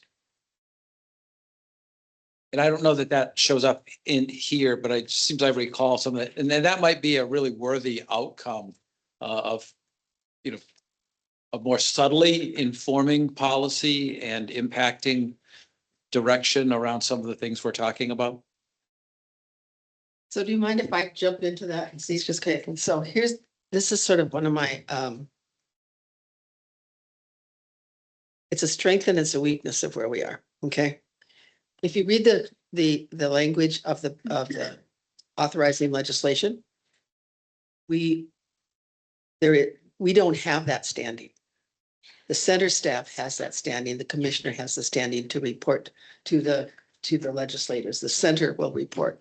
Now that can mean, and we haven't really discussed that some of us representing the center help enable that. But my worry has been that the center's recommendations go to the commissioner, the commissioner's recommendations go to the governor, and then does it feed out to the legislators? But it does call for direct reporting to the legislators. So I think it's an open question, and I don't think we've gotten there about what role we're going to have in informing and briefing legislators. My hope, this is just me now speaking, my hope is that we will, between the 2 task forces, we will come up with recommendations that people support, and we can have some expressions of support for that through our own organizations as well. So if I were still a county commissioner and there's something that came out of here that I thought was really valuable, I would probably take it to the Association of Counties and try and get them to endorse it. So it becomes part of their political agenda. And I see that kind of thing happening, or a reference point. You're here to testify about the closing of a rural hospital and you call on the center's report that demonstrates the need. So I think we're going to have impact, but we are not accountable. This center is accountable, is a center of the Department of Health, not a directly accountable center to the legislature.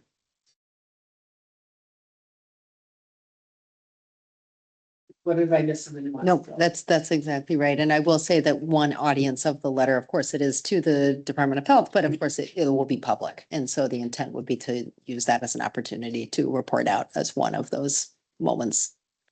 Legislature. Going back to the list of 5, I just wanted to invite. Can I just say Oh, one go more ahead. thing about that? In my mind, as I tried to sort through what kind of group we are, it's actually freeing for us as members to really be fully present for the center and helping the center really be strong and not having to worry about that accountability politically. But it's still, there's still an avenue there. Well, thank you. And I think more in terms of influence versus accountability. So our ability to provide influence is really where where I got to educating legislators around the important aspects of it. And maybe as a former legislator, I always figured when you were educating, when you had a goal in mind. Always.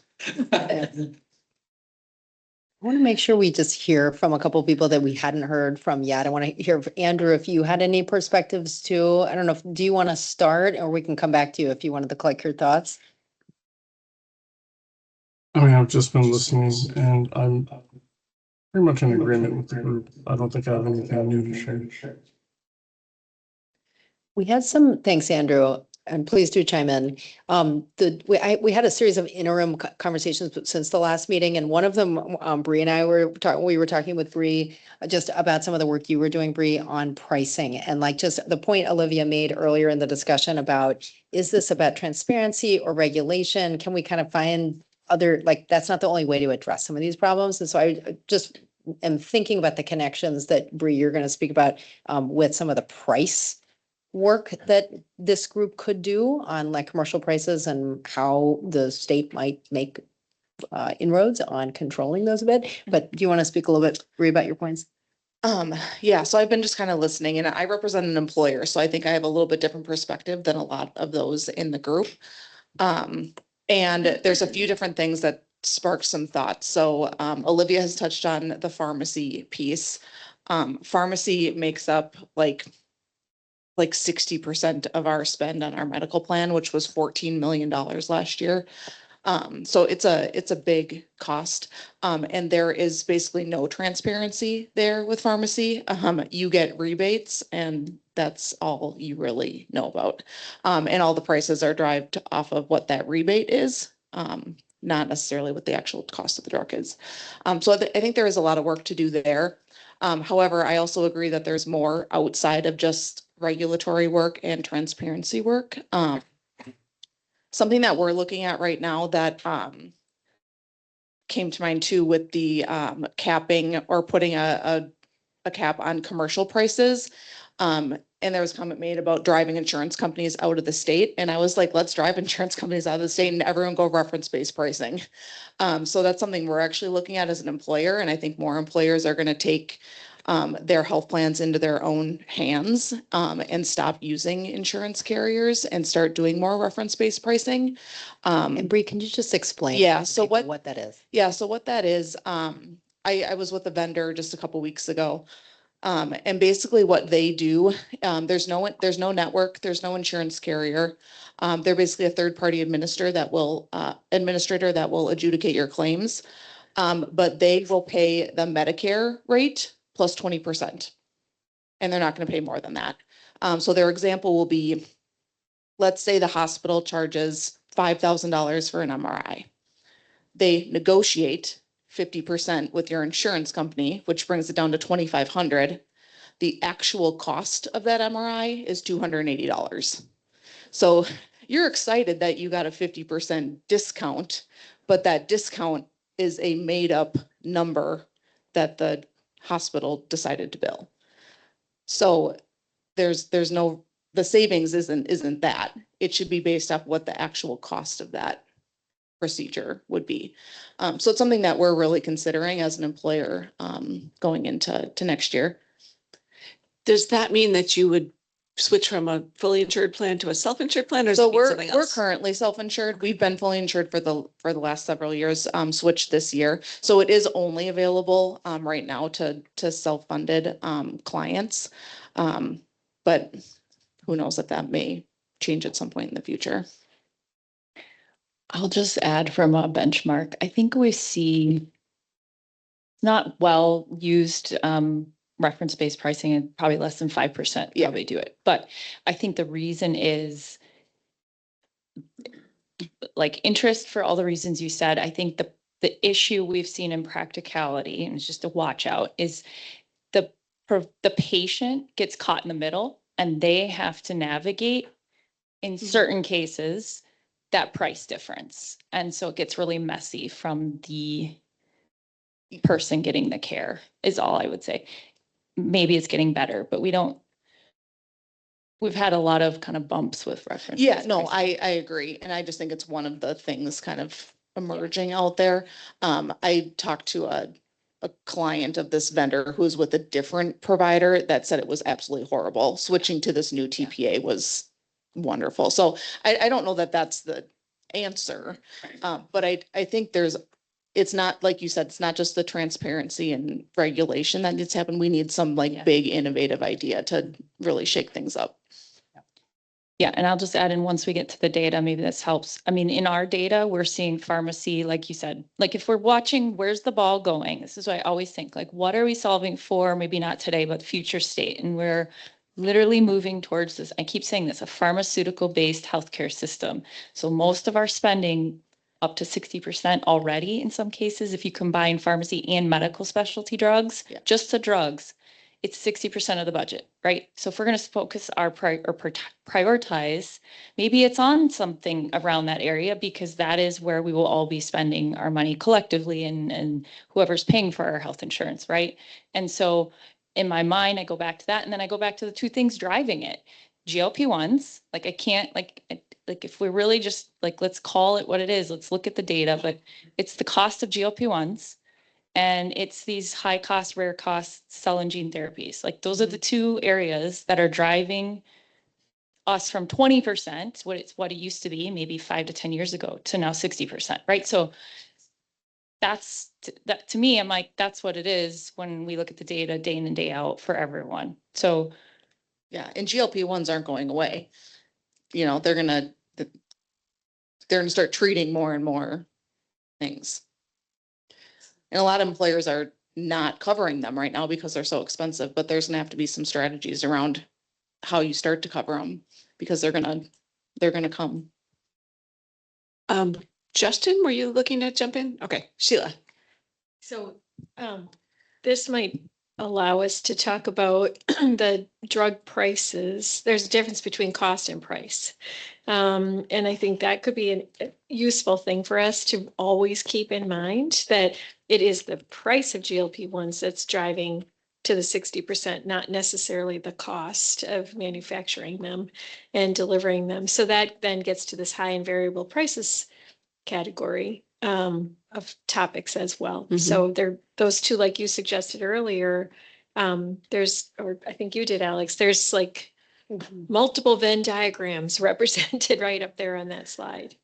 There are, and I keep thinking about when a lot of the time when we have talked about high and variable prices, we've meant like inpatient and outpatient services, right? And we've put all the prescription drug stuff into a different bucket. But yes, it's an issue sort of across the board, and they are overlapping.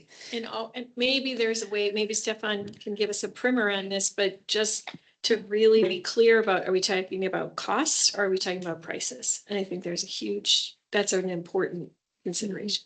All right, anything else before we switch topics entirely? Is this list going to the provider and payer task force then? Yes, we'll be talking with them about the conversations that we had with this group in April and again today, and sort of just getting their feedback on these areas. So, and it's going in this way that we're, I mean, I Well, imagine them okay, having so responses. you made a really good point earlier, like the 5 things. I think you made a very good point that we should reconsider how we have worded the 5 things, and we will take that back. So. Okay.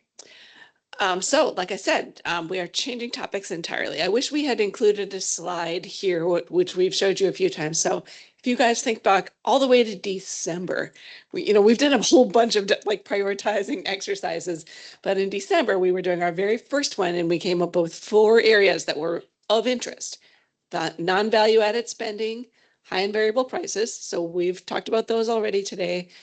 2 others were insurance benefit design and value-based payment.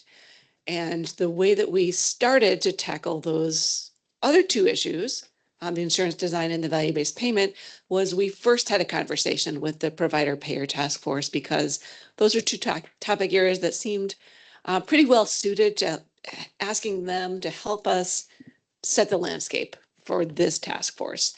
And we kind of talked at a very high level with you all in April about the conversation that we had with the provider payer task force on those topics, but we want to dig in to that a little bit deeper today.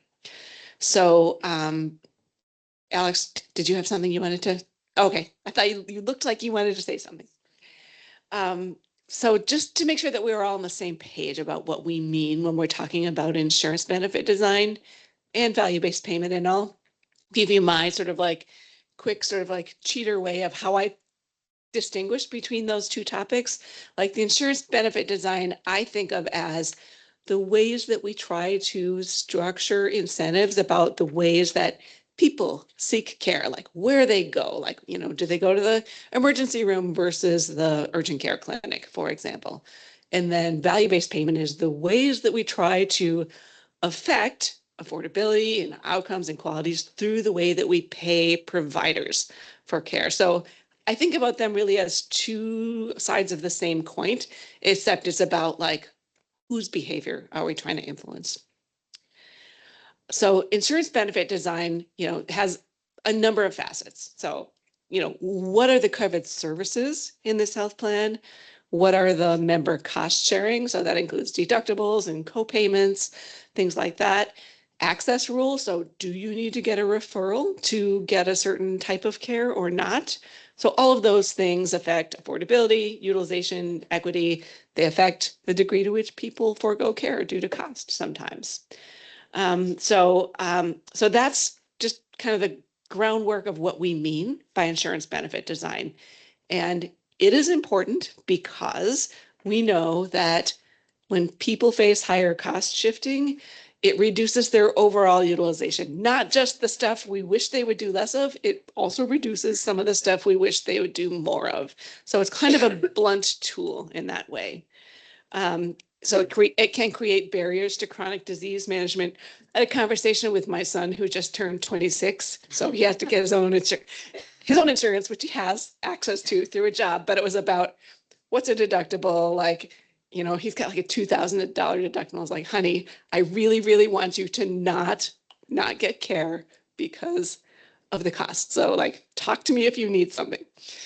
But, you know, it can cause people to avoid or delay care, you know, especially people with lower incomes. And the research shows us that.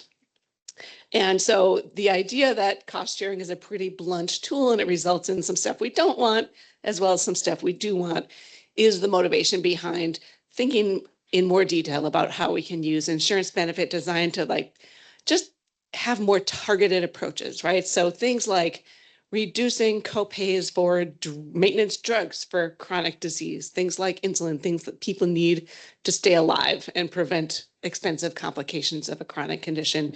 So just having a more nuanced approach to what we're trying to accomplish through the incentives that are that people are getting through their insurance benefit structure. So I just talked about value-based insurance design. That was the example about reducing the copays for drugs that are important for managing chronic conditions. Another kind of a strategy here is primary care first design. So make primary care low cost or free, or, you know, have the first 1 or 2 visits per year be free, especially if you're in a plan with a high deductible and you don't want to create that insurmountable barrier to accessing necessary care. Reference-based benefit design is another kind of a benefit design strategy. It is a little bit different than what Bree was talking about earlier, which is like the reference-based pricing. So think about that. That's on the side of telling providers what you're going to pay for a certain thing. This is on the side of how do we get people to seek care in the most cost-effective settings, for example. So incentives perhaps to, you know, get that X-ray in possibly like a freestanding facility as opposed to a hospital where you're going to get charged a facility fee. And then site of care optimization. So thinking about one thing that I think we've seen a lot of in the last decade or so is a very rapid shift of total knee replacements happening, not in an inpatient setting, but in outpatient instead. And as a result, the costs are lower. Can I just jump in real quick? Yeah.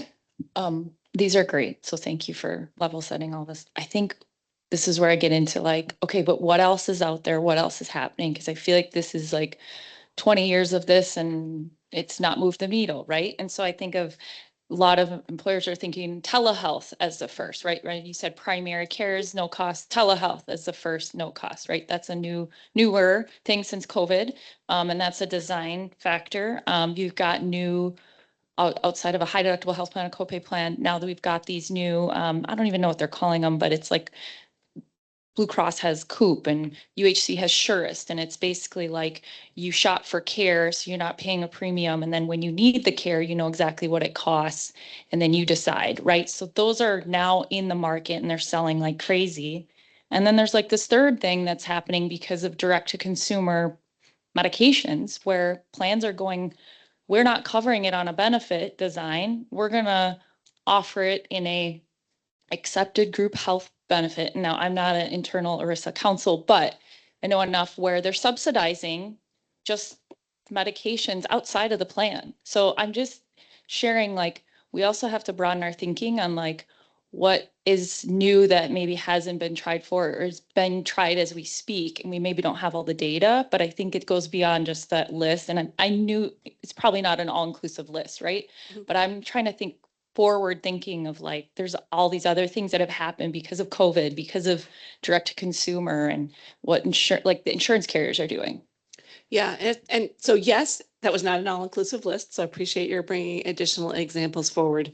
I would also be curious to you to know, like, you know, where can we find the research evidence about, you know, how effective those solutions are? As a previous employer group purchaser, we got called every day by people who had like magic solutions they were going to give us, and so I think that's a grain of salt. So there's lots of, yes, there's a lot of innovation and things happening. How do we separate the good ones from the ones that are basically snake oil is a really hard challenge. I'm sure that happens to you every day as well, Bree. Yeah. Yeah, I was just gonna add, we just implemented Coop this year, which is the Blue Cross version, and we do free telehealth visits. Yeah. This might be way too outside the box, but what if we explored not having employer-based insurance coverage?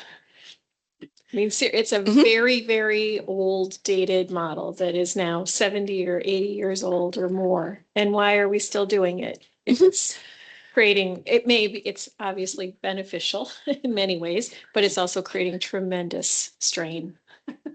I don't disagree. I think it's also true that these benefit design ideas can also be just part of insurance benefit design. It doesn't have to be through an employer. But that changes a lot to have it be employer-based. So I'm suggesting. Well, then we have to repeal the ACA too.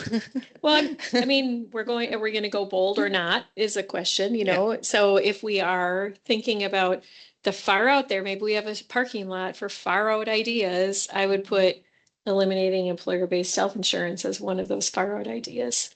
Just understanding what are the implications. Didn't Senator John Marty come up with that idea some years ago?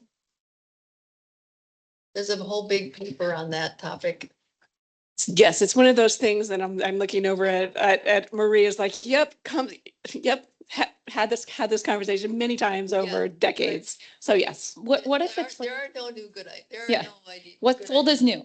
But what if it's different? What if it's similar, right? Like, what if it's more of like, the state is going to offer something in addition to what employers are offering, and maybe the state does it better and people use that instead of their employer sponsored. And so it's an and strategy, and you start focus small, right? Like you don't boil the ocean, but I think there's a world in which if people have a choice and they know what it is to make a clear, better decision, maybe people come off of employer insurance by default because there's a better option versus a force. Yep. And that's what this example of this slide is. So the Colorado option is an attempt to do exactly that, which is to create a state-run plan that will be more attractive to people than sort of the, you know, individual market or the employer market.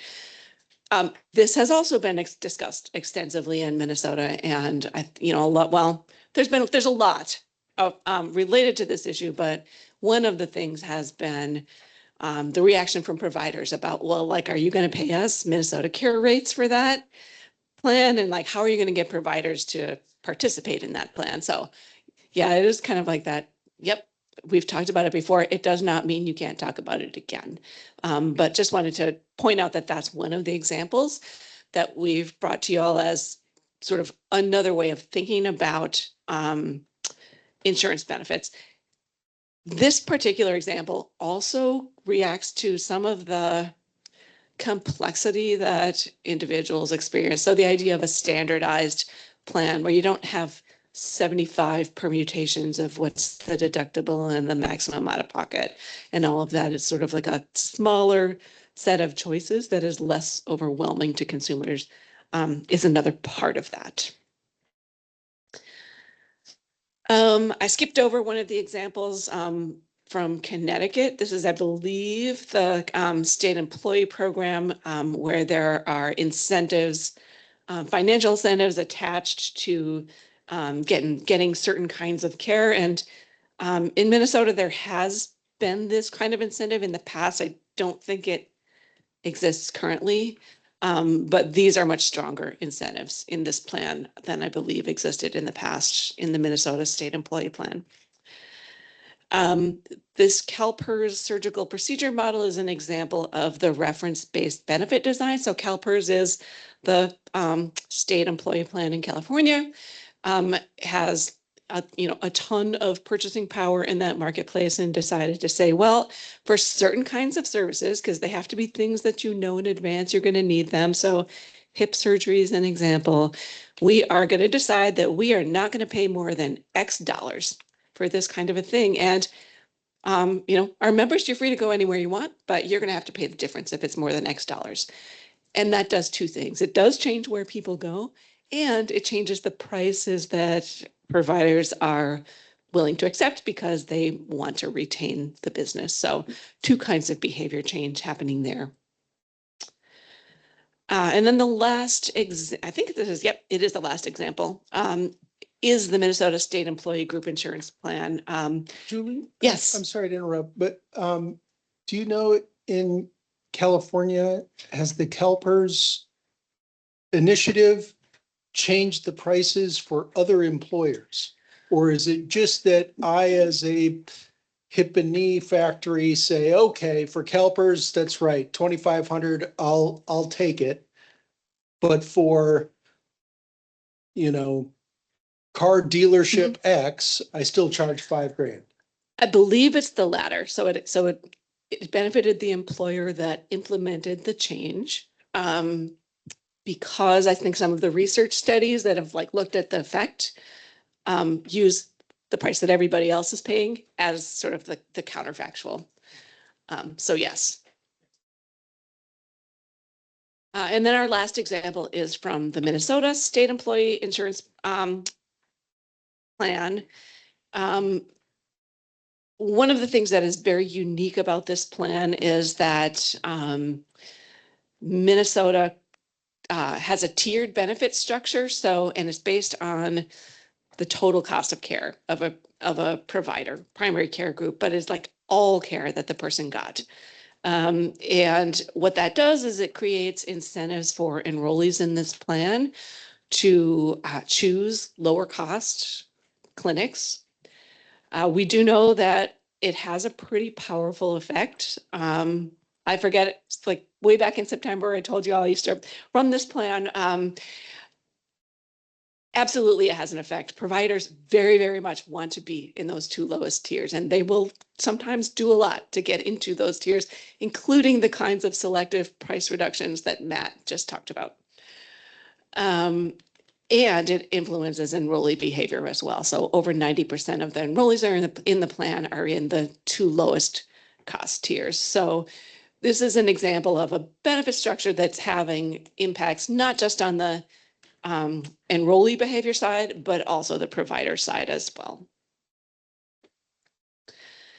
So what does this all mean for affordability? So what we're trying to achieve with the insurance, with the insurance benefit design approaches is, more care that happens in appropriate sites. So lower use of as well as lower use of avoidable or low value care, shifting care towards better value providers, and I want to just bring us back to the point that Marie made earlier about lower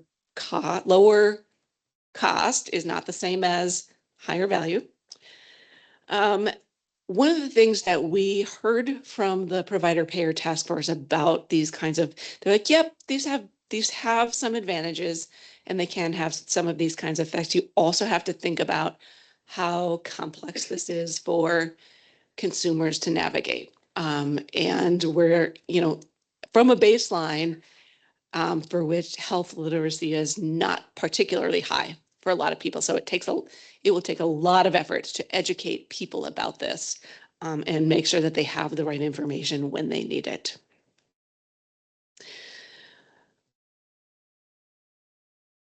So, and then there was concern from the provider and payer side just about the added complexity on providers and payers to administer this kind of benefit design as well, which are not insignificant.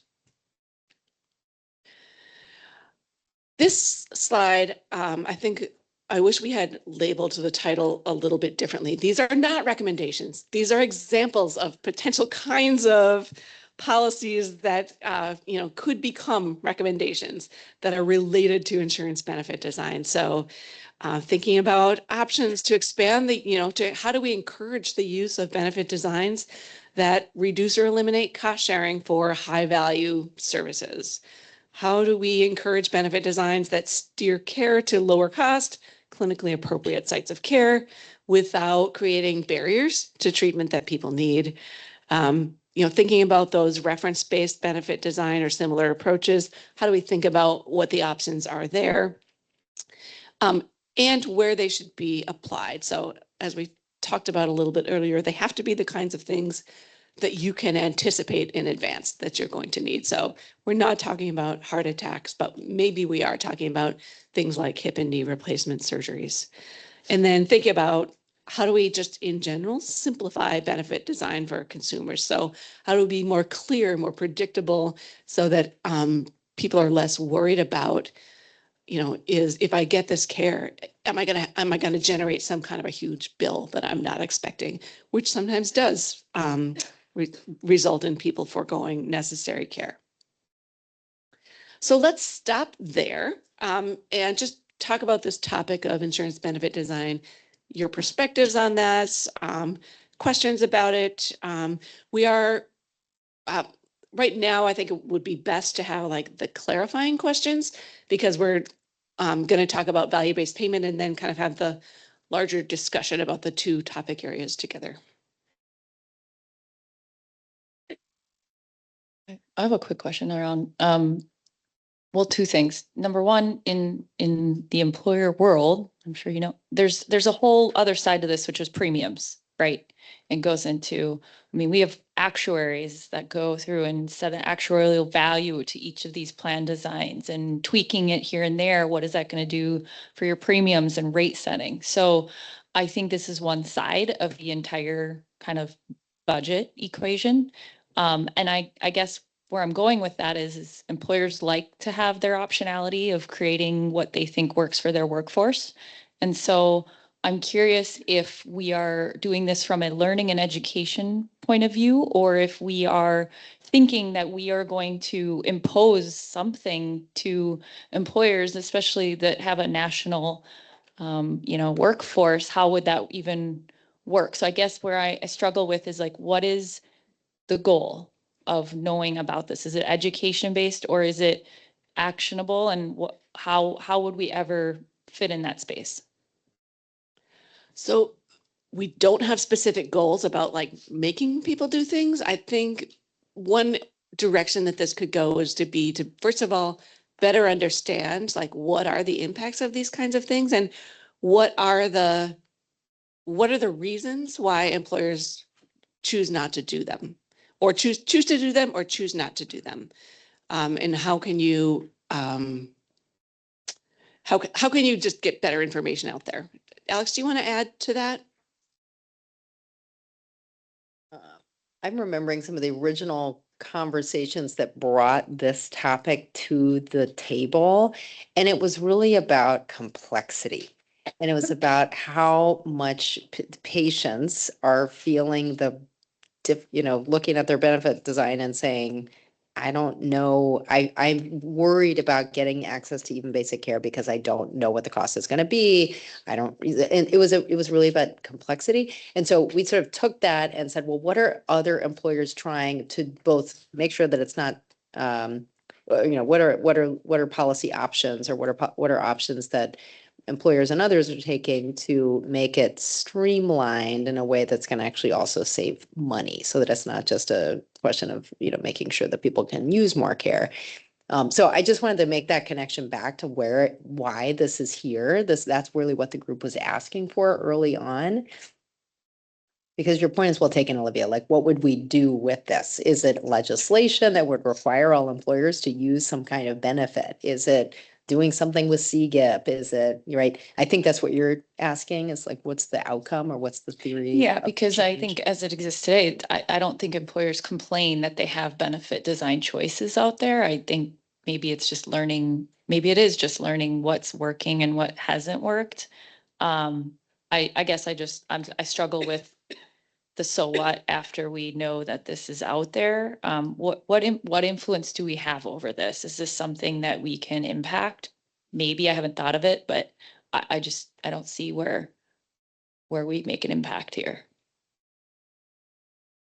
Wondering, John, I'm going to pick on you for a minute. And I also am thinking about Gita and the questions that we might want to bring to the Provider and Peer Advisory Task Force on kind of this question of like, is there a there?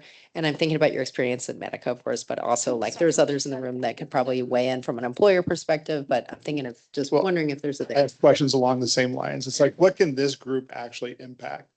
We talked earlier about affordability from a cost perspective. So can we change the ecosystem and how we generate costs?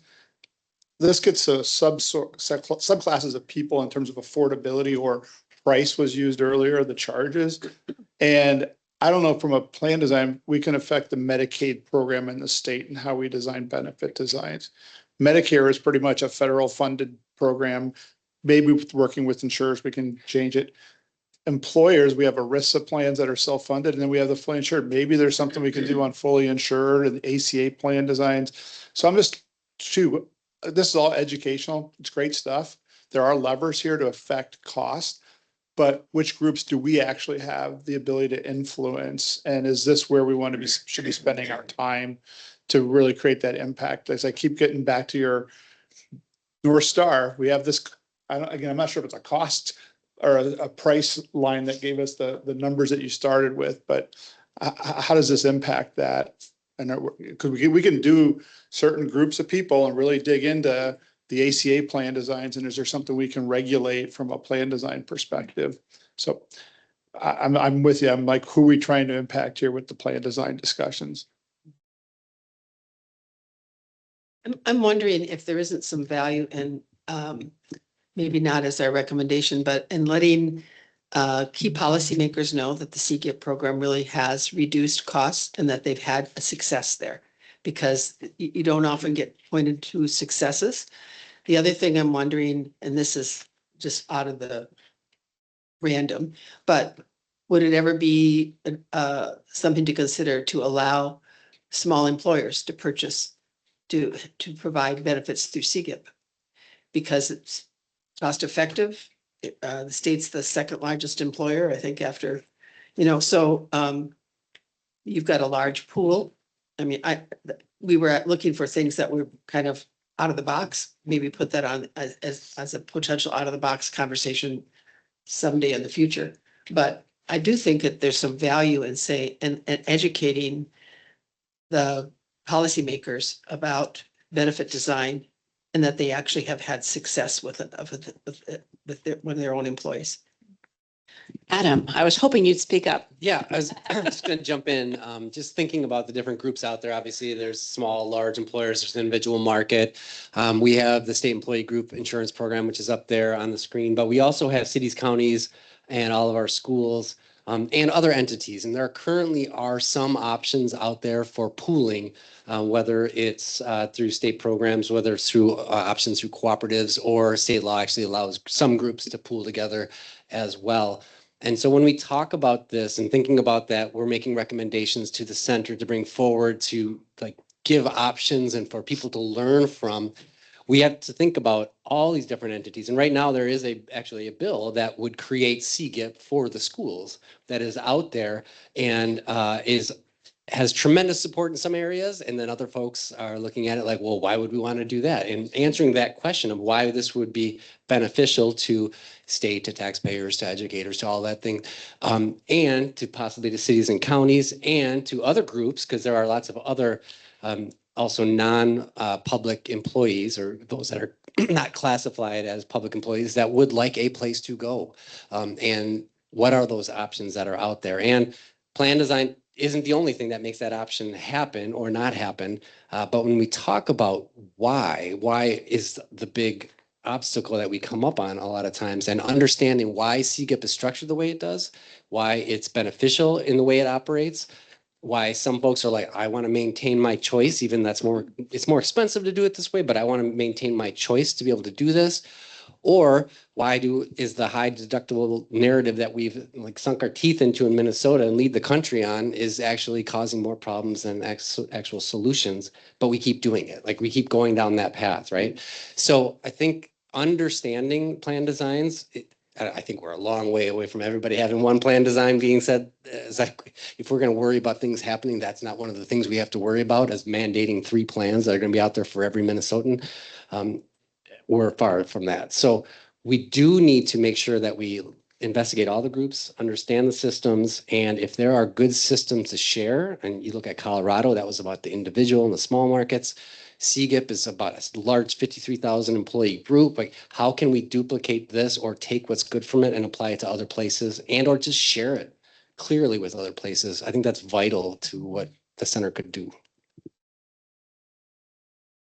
Marie.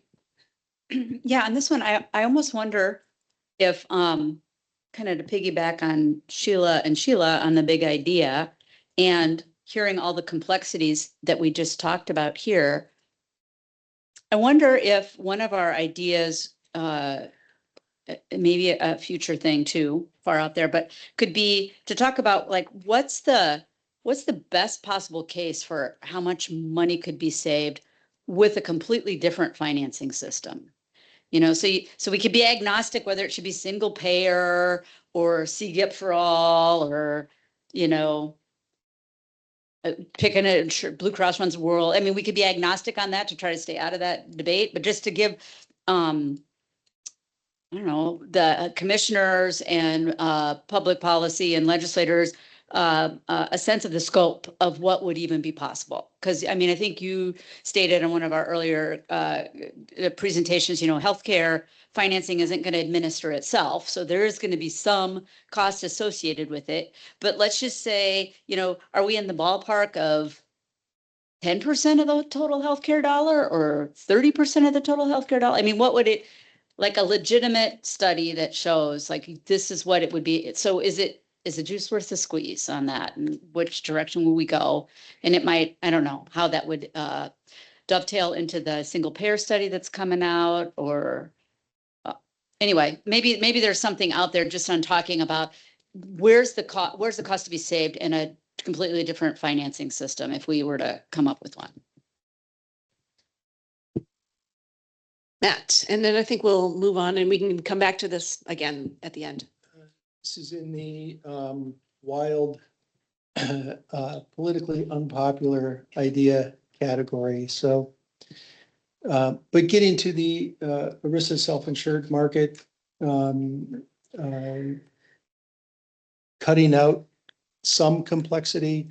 What if we just said, if you are a provider or healthcare facility in Minnesota, you cannot receive total reimbursement excess of 225% of Medicare for any service.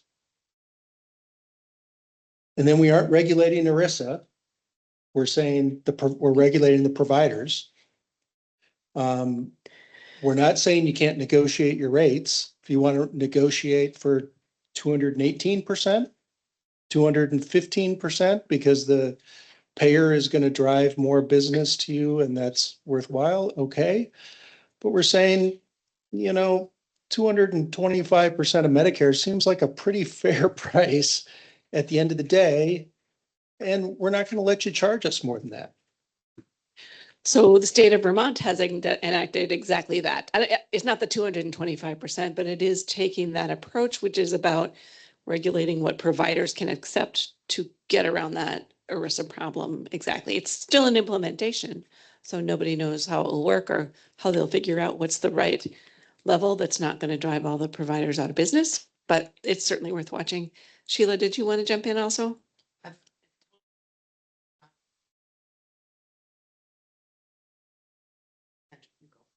So I think the whole CGIP and there was, or is PEEP, Public Employee Insurance Plan, there's all kinds of solutions the state has tried. I think having more data to say, okay, how did CGIP perform versus others? And again, it's a different benefit design, so you have to normalize all that. But if we did extend that to schools and other public entities in the state to drive down that total cost, it might be a viable solution, but I think the data would tell us more. So you had asked earlier about what do we want you to come back with?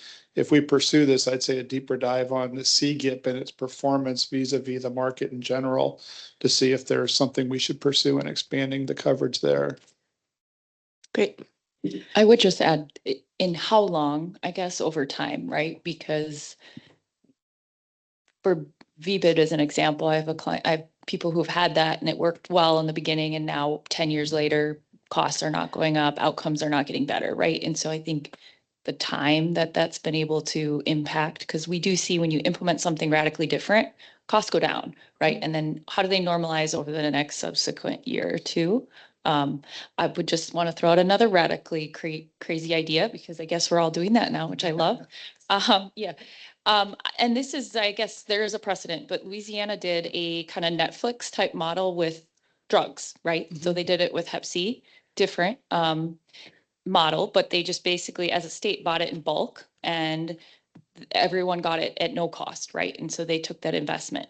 Wouldn't it be cool if we took that position on something as ubiquitous as GLP-1s? And if we could take our negotiating power, size, whatever, to leverage and just have a direct deal with pharma, offered it at no cost? Because again, what we're seeing in the data is GLP-1s are health.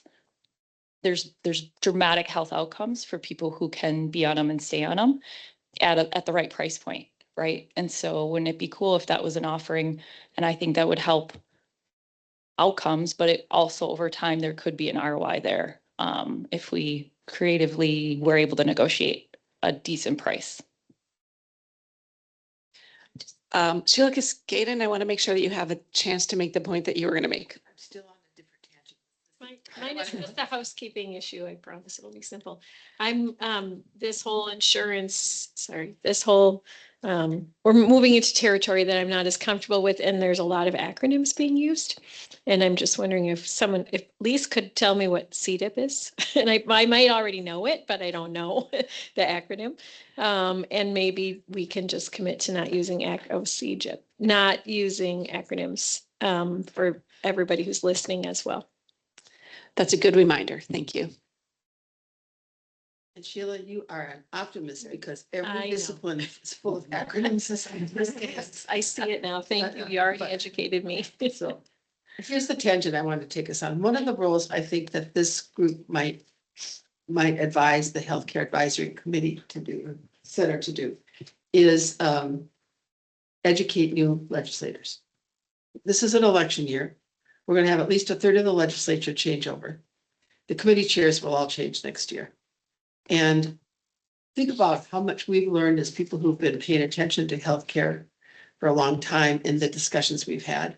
And imagine coming in as a new legislator where you've been never other than a patient.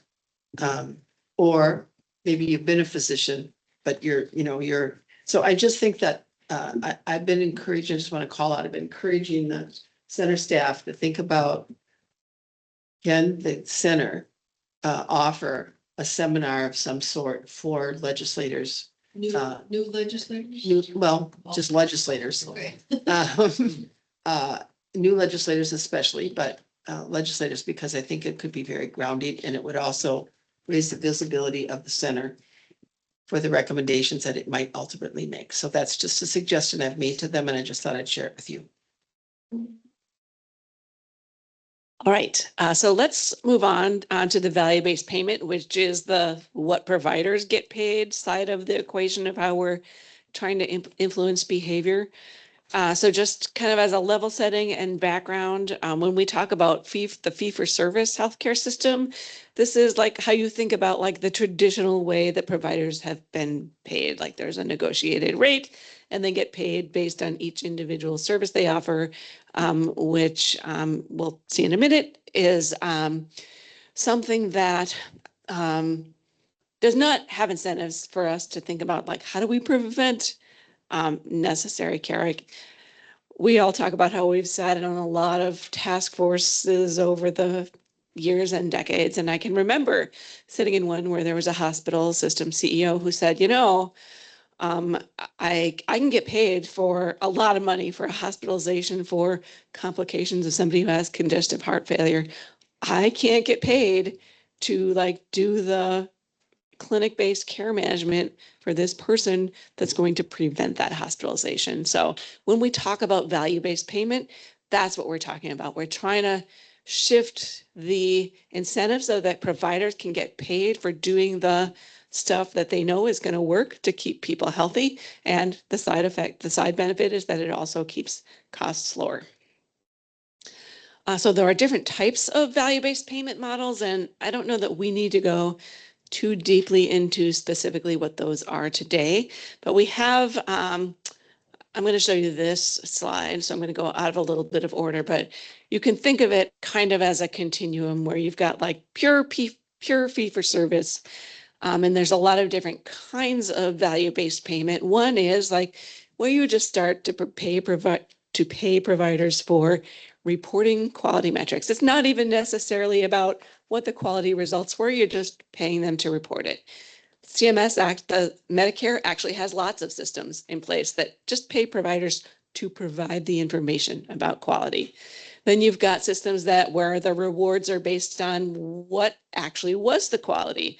And, all the way up to the other end of this continuum, which, we're calling a global budget or full risk, which is a provider, usually like a provider system, because you need to be a certain size to be able to take on this kind of risk. It's basically capitation. They say, okay, what's your budget for caring for this population? You get to manage care within that budget. And there's all kinds of models in between where there's sort of rewards for achieving savings and sometimes rewards and penalties for not achieving savings.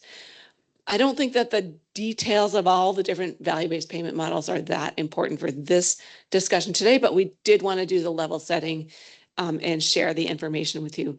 But I want to go back to the previous slide where we talk about, well, you all were asking on the insurance benefit design, well, what kind of problem are we trying to solve?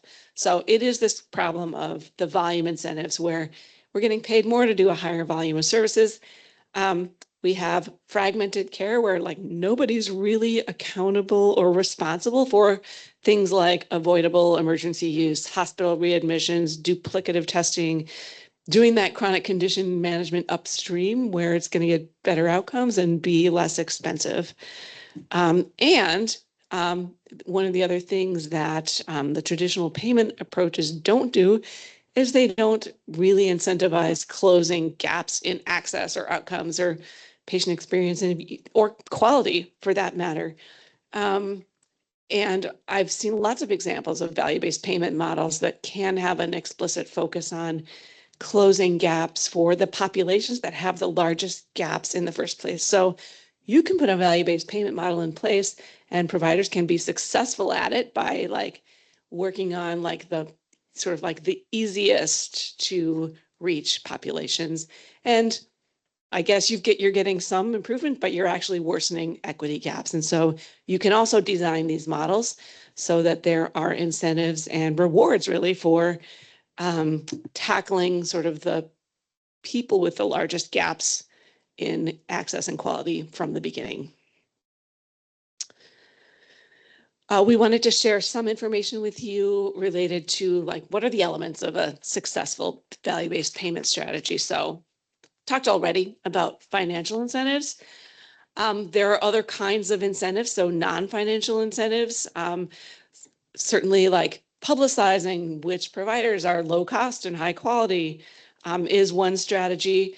Another feature of value-based payment strategies is that providers often like is that it gives them more flexibility to deliver appropriate care. So more control and more ability to provide that right care at the right time. Measurement is always an important element of a value-based payment strategy, especially because, like, if you're thinking about those models toward the right-hand side of that spectrum, and you've more like a capitation model where like they just have full financial risk, one of the things that you should be concerned about in that kind of a model is people not providing appropriate care in order to save money. So you need to measure quality and outcomes to make sure that that doesn't happen. And then public reporting can be part of many value-based payment strategies. So this is another topic that we talked with the provider payer task force about previously. We talked about some of the strengths and challenges. So we talked about the flexibility, the better incentives for prevention and coordination, explicitly considering quality and value, among other strengths. Some of the challenges, is some value-based payment models have been successful, some have not. And it's not always easy to tell which ones are going to be most successful. I think the research shows that the ones that have been physician-led are more likely to be successful. But even that is a little bit uneven.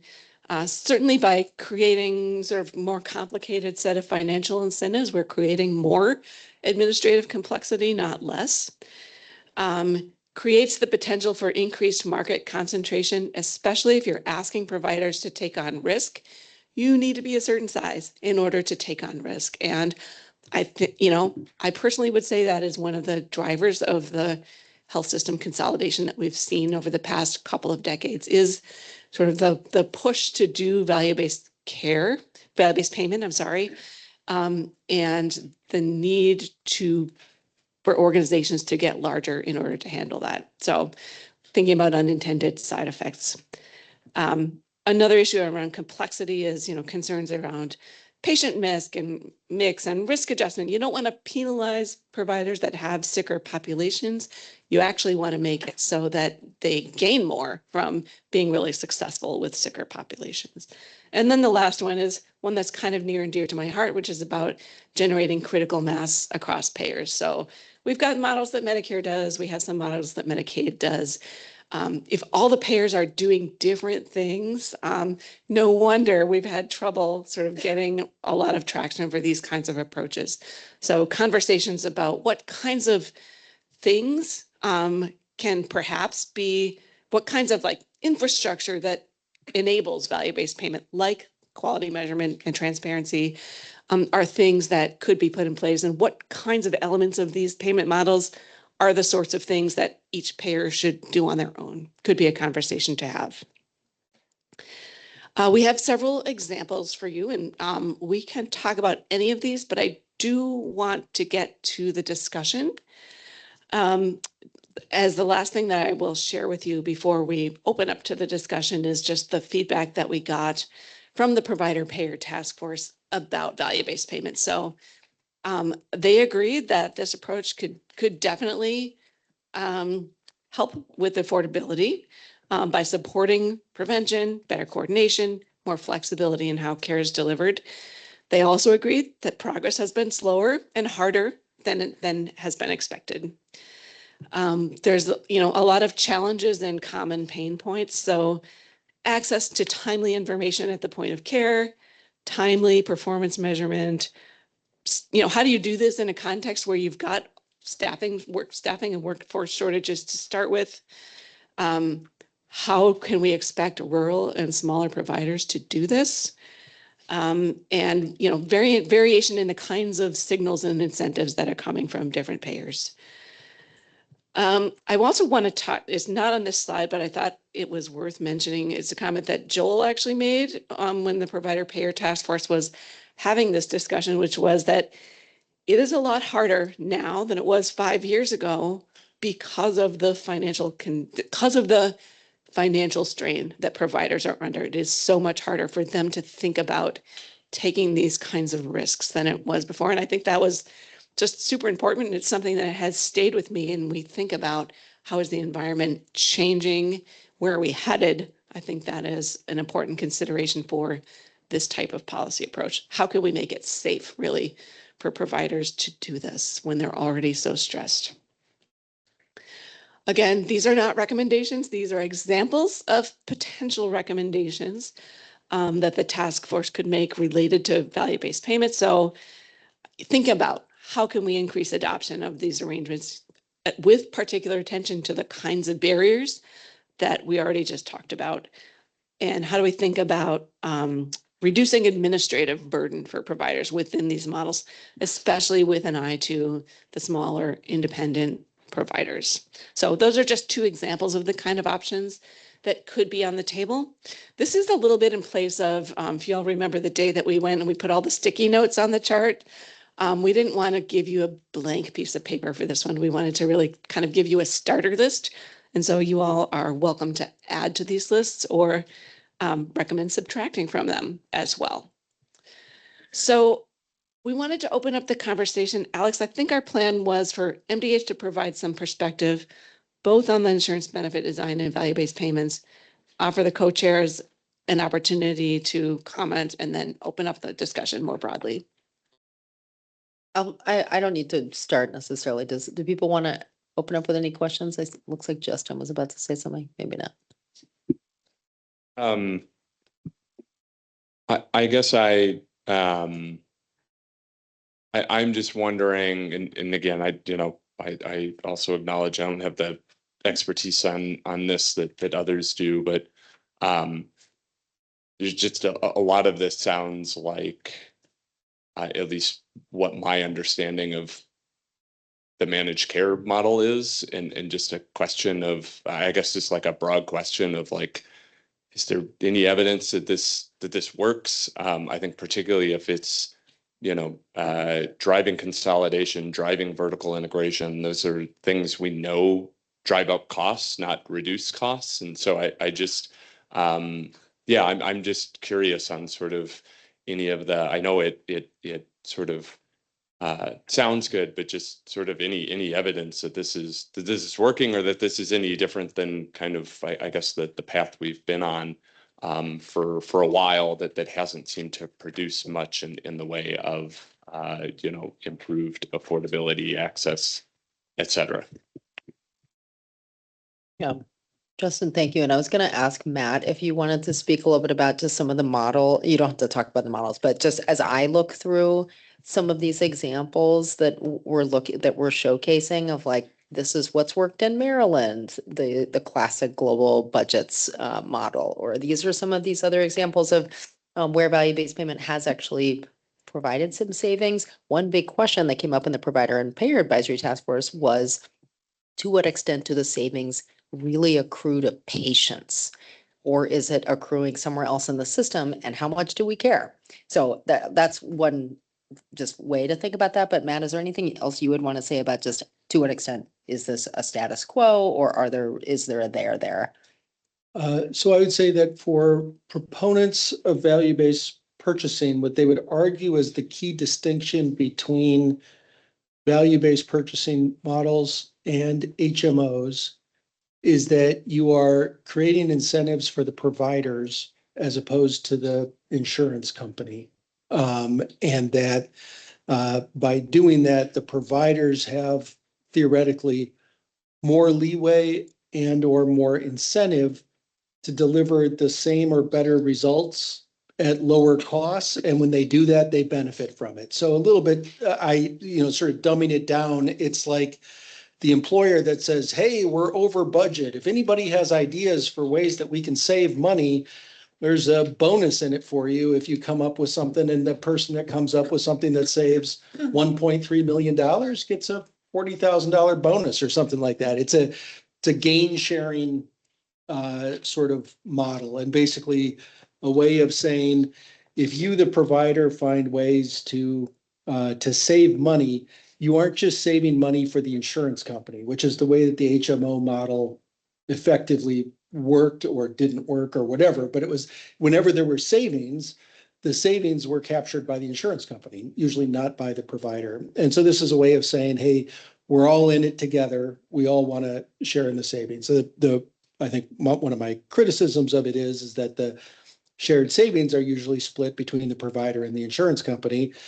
The patient doesn't get really anything, and there isn't significant evidence, at least in the commercial markets, that employees or individuals are paying significantly lower premiums because their insurance company has a value-based purchasing agreement with providers. So then when you get into the different models, there are very different, and as Julie indicated, really difficult to read how effective are they. I would say that there seems to be, and I would welcome Julie and others to, Stefan may know more as well, but it seems like the bundled payment models where we're going to pay this much for a knee replacement, and you, the provider, can figure out how many rehab visits is that, how much anesthesia do you want to use, what device do you want to put in? We don't care. You're going to get $10,000. If you can do it for $8,000, you keep the $2,000. We don't, that's on you. Those models have I think shown more evidence of actual cost savings and quality improvement. Global budgets, on the other end of the spectrum, have shown sort of the weakest links of that, of saying you're going to take care of an entire population, your health system is going to take care of an entire population for X dollars per person, have at it. Those have demonstrated so far less statistical success. The other thing you have with that is anytime you ask a provider to take on full risk, my view is my opinion, and so I'm putting my own bias in it. Anytime you tell a provider to take on full risk, you have to be willing to let that provider fail in the market. Are you willing to lose that provider because they don't deliver good care and they don't deliver it efficiently enough? Is it okay for them to go out of business? Minnesota legislature said, no, that's not okay for HCMC. We said it was okay for UCare, not a provider, but a health insurance. Like in rural Minnesota, I think we have some reservations about whether we're going to say Astera is going to go at full risk. If you don't bring your costs down, well, you're going to go out of business. Okay. I don't think we're there. And so I think as you look at the different models, you have to be thinking about what happens when it doesn't work? What happens when the benchmarks aren't met? And are we okay? Is there a risk tolerance for that? With value-based payments, I've always wondered about or worried about the population. We talk about the provider being responsible for a population of people, but at least in the commercial market, that population is possibly changing annually with whichever, if you're the patient and your employer now offers a different kind of benefit plan design, maybe that causes you to leave that provider. Or in other words, I think there's just, how does a provider know who their population base is? And a lot of the stuff that we want providers to do has to be sustained over a long period of time. So if you had responsibility for a population for 10 or 20 years, you might be able to affect the total cost that one individual might derive from the entire system. And I don't know, maybe John Naylor has more to say about that. Well, I think this is one arrow in your quiver. I think there's I can call it a three-legged stool on this one. Those who fund it, those who use it, and those who provide the care. I think this is a great solution where you do have a population. I'd look at rural healthcare where you can own that whole community and they're there as part of that community.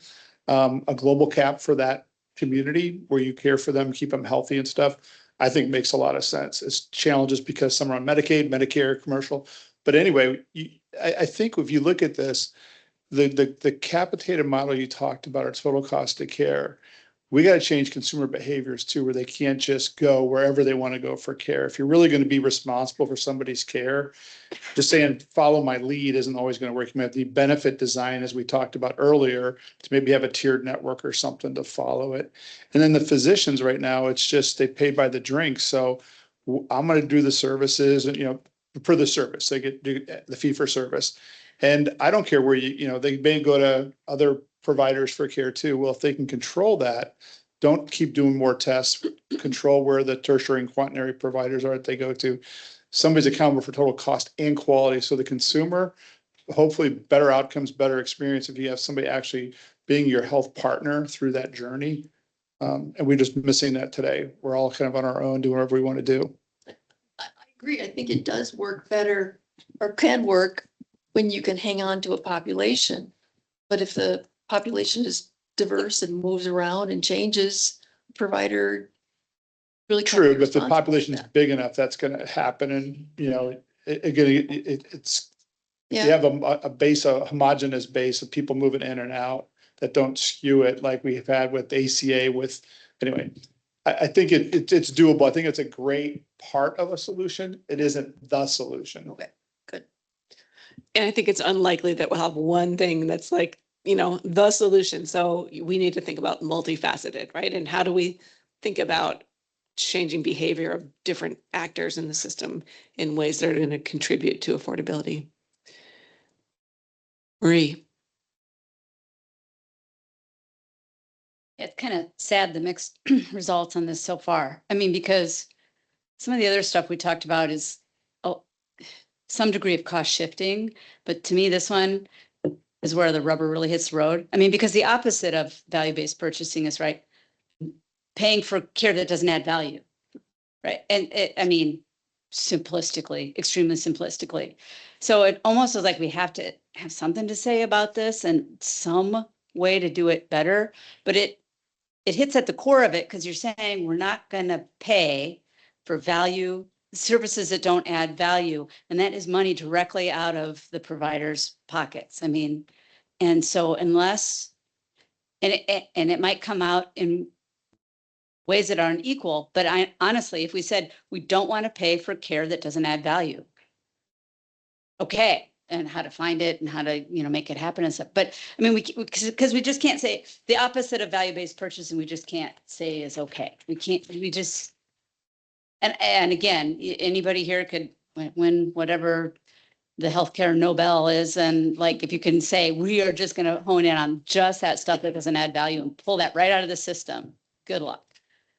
So that comment didn't really add value, but it's like the opposite of it, like the opposite of not paying for value-based care is maybe that's what we asked the providers, of the provider payer task force. Help us think through what's that next generation of that. Right. I was just going to try and rephrase what you were saying is basically, okay, what wasn't working about it and how can we make it better? Yeah. I think the other thing I would like to get the provider payer task force feedback on is so one of the criticisms of value-based care, as you mentioned, is I'm provider A and I have a value-based purchasing contract with Blue Cross that's tracking these things. And I've got one with Medica that's tracking these things. And I got one with Health Partners that's tracking, and they're each different. And so I'm not aligning. I'm not actually moving my population in one direction. I'm moving them in four. And Minnesota tried to address this in the 2008 reform legislation by saying we're going to have one set of quality measures and everybody can use those. You don't have to put incentives on each of them. You can choose but it has to be these and you can't require other reporting. I'd like the provider payer task force to explain why that didn't work. Why did they want different measures, different ways of assessing quality, and further fragmenting from the sort of spirit of what policymakers at that time thought was a good idea?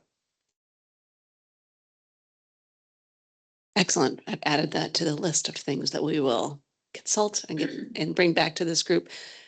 Just noting the time, we are close to time, and Alex, I know we want to do sort of just some closing up and next steps. Yeah, thank you for sticking with us. This is a really rich discussion, and I have lots of comments that I won't say as to what I'm hearing, but I really appreciate just some of the reframing that this group is offering on what you saw today. So thank you for that, for the feedback. And you will see us take that and share out with you all and work closely with our co-chairs on how we're hearing this in a way that's going to be reflected in writing so that you have a chance to see some of that. Wanted you to know about a couple upcoming dates. Your next meeting is at the end of June, June 24th, but the provider and payer group will meet next on June 11th, and we will bring back some of this work to them to react as well as that kind of re-envisioning of those recommendation areas for MDH. Next Wednesday, we have a call with a group of consumer advocates to test some of the ideas coming out of this group. And we have to think about how we want to reflect what we're hearing today so that they can track along with that. We wanted you to know about it so that you could consider listening in. And so that's at 1:00 next week. I think you have that on your calendars, and if it's not, or we'll just make sure that you just have access to that. That's not required, but it just could help you hear a little bit what other folks that are not sitting around this table think about what the issues are that you are making recommendations around to MDH. Anything else for the good of the order? Thank you. Thank you for sticking around, and have a good rest of the day. Yes, thank you.